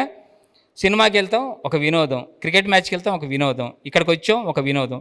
ఇక్కడికి వినోదంగా రావద్దు, ఎందుకంటే ఇది వినోదం కాదు, యాక్చువల్గా ఆధ్యాత్మిక ఉన్నత స్థితికి వెళ్ళడానికి ఇందులో వినోదం కూడా ఉంటుంది మిక్స్ అయ్యి. సో ఇది కానీ అది కాసేపే ఉంటుంది, ఆ ప్రోగ్రామ్ అయిపోగానే అది అయిపోతుంది వినోదం. సంతోషం అనేది ఎలాగుంటుందంటే, ఒక చక్కటి ఎక్స్ అనేవాడు ఒక చక్కటి ఇల్లు కట్టాడు, చాలా బాగా కట్టుకున్నాడు ఇల్లు. గృహప్రవేశానికి అందరినీ పిలిచాడు, అందరూ వచ్చారు, చక్కగా భోజనాలు చేశారు, చప్పట్లు కొట్టారు. బ్యూటిఫుల్ కట్టావురా, ఎంత అద్భుతంగా కట్టావు, ఏంట్రా మోడలు అద్భుతంగా ఉంది, సూపర్ అన్నారు. చప్పట్లు కొట్టేసి భోజనం చేసి చప్పట్లు కొట్టేసి వెళ్ళిపోయారు. 5 సంవత్సరాలు గడిచిపోయింది. వాడు ఎంతో సంతోషపడిపోయాడు ఆ రోజు. దాన్ని సంతోషం అనాలి, ఆనందం అనకూడదు. అయిపోయింది. 5 సంవత్సరాలు గడిచిపోయిన తర్వాత చుట్టుపక్కల డ్యూప్లెక్స్ హౌస్లు వచ్చాయి, అపార్ట్మెంట్స్ వచ్చాయి. వీడి ఇంటికి రాగానే అగ్గిపెట్టేలా కనబడుతుంది ఇల్లు. చూస్తే ఏడుపు వస్తుంది. దాన్ని రెనోవేట్ చేయలేడు, అంత బడ్జెట్ లేదు. దాన్ని పూర్తిగా తీసేసి కట్టలేడు, కట్టినా అది రాదు, బడ్జెట్ లేదు. దాన్ని చూడంగానే వీడికి ఒక 5 సంవత్సరాల క్రితం సంతోషాన్ని ఇచ్చింది, ఇప్పుడు చూడంగానే ఏమొస్తుంది? దుఃఖం వస్తుంది. నన్ను ఏంటి ఇలా కట్టేశాను, అప్పుడే కొంచెం జాగ్రత్త పడి ఉంటే బాగుండు, దుఃఖం వస్తుంది. అంటే సంతోషం అనేది శాశ్వతం కాదు. పాయింట్ గుర్తుంచుకోండి, ఏంటి? సంతోషం అనేది శాశ్వతం కాదు. కొన్ని వస్తే సంతోషంగా ఉంటాం, కొన్ని పోతే సంతోషంగా ఉంటాం. కొంతమందితో ఉంటే సంతోషంగా ఉంటాం, కొంతమంది పోతే సంతోషంగా ఉంటాం. అంటే వస్తే పోతే. సంతోషం అనేది బయట వ్యక్తుల మీద, బయట సంఘటనల మీద, బయట వస్తువుల మీద ఆధారపడి ఉంటుంది సంతోషం. అవునా కాదా? డబ్బులుంటే సంతోషం, డబ్బులు పోతే దుఃఖం. కానీ ఆనందం అనేది ఏ కారణము లేకుండా, ఏ సంబంధము లేకుండా, ఏ కారణము లేకుండా మన లోపలే ఉంటుంది. మనమే అది అయ్యి ఉన్నాం, కానీ దాన్ని ఎప్పుడు మనం చూడలేదు, దాన్ని ఎప్పుడు మనం రుచి చూడలేదు, దాన్ని కనీసం టచ్ చేయలేదు. ఆనందంగా ఉన్నవాళ్ళు ఎవరినైనా అడిగితే ఆనందం ఎలా ఉంటుందో చెప్పండి అని వాళ్ళు చెప్పలేరు. ఆ స్థితికి వెళ్ళిన వాళ్ళు చెప్పలేరు. స్వామి రామాని అడిగి చూడండి, బుద్ధుడిని అడిగి చూడండి, వాళ్ళు చెప్పలేరు, దాన్ని ఎక్స్ప్లెయిన్ చేయలేరు. కానీ వాళ్ళు అనుభూతి పొందారు, అందుకనే మనకి తెలియట్లేదు. మనం కూడా అనుభూతి పొందితేనే మనకి తెలుస్తుంది, కానీ మనం చెప్పలేము ఇతరులకి. ఇక్కడ ఒక లడ్డు పెట్టాను, చిన్న ఎగ్జాంపుల్. అది ఏంటండి అన్నారు. అది లడ్డు అంటారండి అన్నాను. ఎలా ఉంటుంది అన్నారు. తియ్యగా ఉంటుందండి అన్నాను. తియ్యగా అంటే ఎలాగుంటుందండి అని అడిగితే చెప్తారా మీరు? ఎవరైనా తియ్యగా అంటే ఎలాగుంటుంది సార్ చెప్పండి. అప్పుడు ఆ లడ్డూని ముక్కలు చేసి అందరికీ ఇచ్చాము, తెలవ ముక్క నోట్లో పెట్టుకున్నారు. తీయదనం అంటే అందరికీ తెలిసింది, అది ఒక అనుభూతి. కానీ మీరు ఎక్స్ప్లెయిన్ చేయగలరా? ఆనందం కూడా అలాంటిదే. అది మన ఇన్నర్లో ఉంటుంది, డీప్ డౌన్ మన లోపల ఉంది అది. కానీ దాని చుట్టూన బాధలు, కష్టాలు, దుఃఖాలు, ఆలోచనలు, మనస్సు, చెత్త చెదారం మొత్తం పెట్టేసి లోపల అది ఉండిపోయింది, డీప్ డౌన్. సో దాని లోపలికి మనం చేరుకోలేకపోతున్నాం, ఆ కోర్లోకి, ఇన్నర్ కోర్లోకి మనం వెళ్ళలేకపోతున్నాం. పెరిఫెరీలో తిరుగుతున్నాం, పైన సర్కిల్లో తిరుగుతున్నాం, లోపలికి వెళ్ళలేకపోతున్నాం. ఆ లోపలికి వెళ్ళటమే ఈ సాధనకి సంబంధించిన మొత్తం వ్యవహారం. సో ఇప్పుడు పెరిఫెరీలో ఉన్న చెత్త అంతా వదిలించుకోవాలి, క్లీన్ చేసేసుకోవాలి, ట్రాన్స్పరెంట్ చేసుకోవాలి, పారదర్శకంగా చేసుకుంటేనే మనం ఆ లోపలికి వెళ్ళగలుగుతాం, లేకపోతే వెళ్ళలేం. ఎంతసేపటికి మనం పెరిఫెరీలోనే ఉంటాం, ఇది కావాలి, అది కావాలి, ఇది అవ్వలేదు, అది అవ్వలేదు, ఇది కట్టాలి. చాలామంది ఇందులోకి వచ్చిన తర్వాత కూడాను దుఃఖంలో ఉండేవాళ్ళు, దుఃఖం నుంచి ధ్యానం చేసిన తర్వాత ఇప్పుడు బాగుందండి అన్నారు. 2-3 నెలల తర్వాత మళ్ళీ వాళ్ళని వెళ్ళినప్పుడు ఒక రకమైన బాధలో, టెన్షన్లో ఉన్నారు. ఏంటి సార్ ఎందుకు మళ్ళీ దుఃఖంలో బాధలో ఉన్నారంటే, రూఫ్ టాప్ పిరమిడ్ కడదాం అనుకున్నాను సార్, అవ్వట్లేదు, అది పిరమిడ్ కట్టకపోయి ఇప్పుడు ఏమైపోయింది, అది అనవసరంగా టెన్షన్గా తీసుకోవడం ఎందుకు? నీ కెపాసిటీని బట్టి, నీ దాన్ని బట్టి నిజానికి నువ్వు కావాలనుకుంటే ఎవరినైనా అడగచ్చు, చేయొచ్చు, చేసేయచ్చు, లేకపోతే వదిలేయచ్చు. 2 ఆప్షన్స్ ఉంటాయి, చెయ్యి లేకపోతే వదిలేయి, 2. కానీ దాన్ని ఎంతో భారంగా పెట్టుకొని ఇలా అనుకున్నాను సార్, అది అవ్వలేదు సార్ అని బాధపడేవాడిని కూడా నేను చూశాను. శాకాహారాలు చేద్దాం అనుకున్నాం, చేయలేకపోయినాం సార్. తగిలించుకోవడం కోసం వచ్చాం, వదిలించుకోవడం కోసం వచ్చావా, అది ఆలోచించాలి. నీకు ప్రేరణ వచ్చినప్పుడు నువ్వు ఎవరు ఆపలేరు నిన్ను. మనం అనుకుంటాం, చాలామంది నన్ను కొంతమంది కుర్రోళ్ళు అడుగుతుంటారు, సాఫ్ట్వేర్ ఇంజనీర్లు అడుగుతూ ఉంటారు కుర్రోళ్ళు, సార్ నాకు ఇవంతా ఈ జాబ్స్ ఇవన్నీ విసుగు పుట్టిపోతున్నాయి సార్, మేము హిమాలయాలకు వెళ్ళిపోవాలనుకుంటున్నాను అని అడిగాడు ఒక ఫ్రెండ్. అడిగితే, ఫ్రెండ్ కాదు, చాలా చిన్నవాడు వాడు. అడిగితే నేను ఒకటే చెప్పాను, అన్నా అంటాడు, అన్న నేను ఇలా హిమాలయాలకు వెళ్ళిపోదాం అనుకుంటున్నాను, ఏం చేయమంటావు అని నన్ను డెసిషన్ అడిగాడు. అప్పుడు నేను చెప్పానన్నమాట, నీ ఉద్యోగంలో నువ్వు చాలా ప్రెషర్ ఫీల్ అవుతున్నావు, నీ బాస్తోనో ఎక్కడో ఇబ్బందులు ఫీల్ అవుతున్నావు, అందుకని నీకు విరక్తి కలిగి నువ్వు ఎస్కేప్ అవడం కోసం నువ్వు హిమాలయాలకు వెళ్దాం అనుకుంటున్నావు. ఒకవేళ నీ లోపలే ప్రేరణ వచ్చి నువ్వు హిమాలయాలకు వెళ్ళాలి అనుకుంటే నువ్వు నాకు ఫోన్ చేసి అడిగేవాడివి కాదు. పరమహంస యోగానంద ఎవరిని అడిగాడు, స్వామి రామ ఎవరిని అడిగాడు, వాళ్ళు వెళ్ళిపోవాలనుకున్నారు, వెళ్ళిపోయారు. ఎవరిని అడిగినా, ఎవరు వద్దన్నా కూడా వాళ్ళు ఆగలేదు, వెళ్ళిపోయారు. అలా నువ్వు వెళ్ళిపోతావు. నువ్వు నన్ను అడిగావంటే, ఆప్షన్ తీసుకున్నావంటే, నువ్వు ఏదో ఒక చోట నుంచి ఒక చోట ఎస్కేప్ అవుదావు, నువ్వు వెళ్తున్నావు. కానీ నువ్వు 1-2 ఏళ్ళు మళ్ళీ తిరిగి వస్తావు అన్నాను. ఖచ్చితంగా 2 ఏళ్ళు వెనక్కి తిరిగి వచ్చాడు, వెళ్ళిపోయాడు మొండిగా. 2 ఏళ్లలో మళ్ళీ వెనక్కి తిరిగి వచ్చాడు. తిరిగి వచ్చి ఏమన్నాడంటే, ఏదైతే మనం ఇక్కడ చేస్తున్నామో అదే అక్కడ చేస్తున్నారు బాసు, ఎందుకు అక్కడ ఉంటాం, ఇక్కడే హాయిగా ఏసీలో కూర్చొని ధ్యానం చేస్తాను, హిమాలయాలు కూర్చొని ధ్యానం చేసే బదులు ఏసీలో కూర్చొని ధ్యానం చేస్తానని హాయిగా ధ్యానం చేసుకుంటున్నాడు. అంటే నేను చెప్పేది ఏంటంటే, ఒక ప్లేస్ నుంచి, ఒక ప్రాంతం నుంచి, ఒక స్థితి నుంచి ఎస్కేప్ అవడం కోసం మనం పట్టుకోకూడదు వీటిల్ని. అర్థమవుతుందా? మనం ఆధ్యాత్మిక పురోగతి కోసం మనం పట్టుకోవాలి. మన ఆధ్యాత్మిక పరిణామ క్రమాన్ని వేగవంతం చేసి, మన ఆధ్యాత్మిక పరిణామ క్రమం ఎక్కడో ఉండేది, ఇవన్నీ నమ్ముకొని ఇవన్నీ పట్టుకొని వేలాడుతూ కూర్చున్నాం ఎక్కడా లేకుండా, ఎక్కడ గొంగలి ఎక్కడలాగానే, అవునా? అలాంటి ఆధ్యాత్మిక పరిణామ క్రమాన్ని వేగవంతం చేసి మనకి ఇన్ని పుస్తకాలు, ఇంత అద్భుతమైనటువంటి సబ్జెక్టు మనకి అందించి సాధనలో ఇంత మనకి ముందరికి తీసుకెళ్తున్నటువంటి మన సద్గురు బ్రహ్మర్షి పత్రిజీ గారికి ఒకసారి మనం హృదయపూర్వకంగా, నిజంగా హృదయపూర్వకంగా ఆయన కృతజ్ఞతలు ఎన్ని చెప్పినా తక్కువే, ఎంత చెప్పినా చాలా తక్కువ.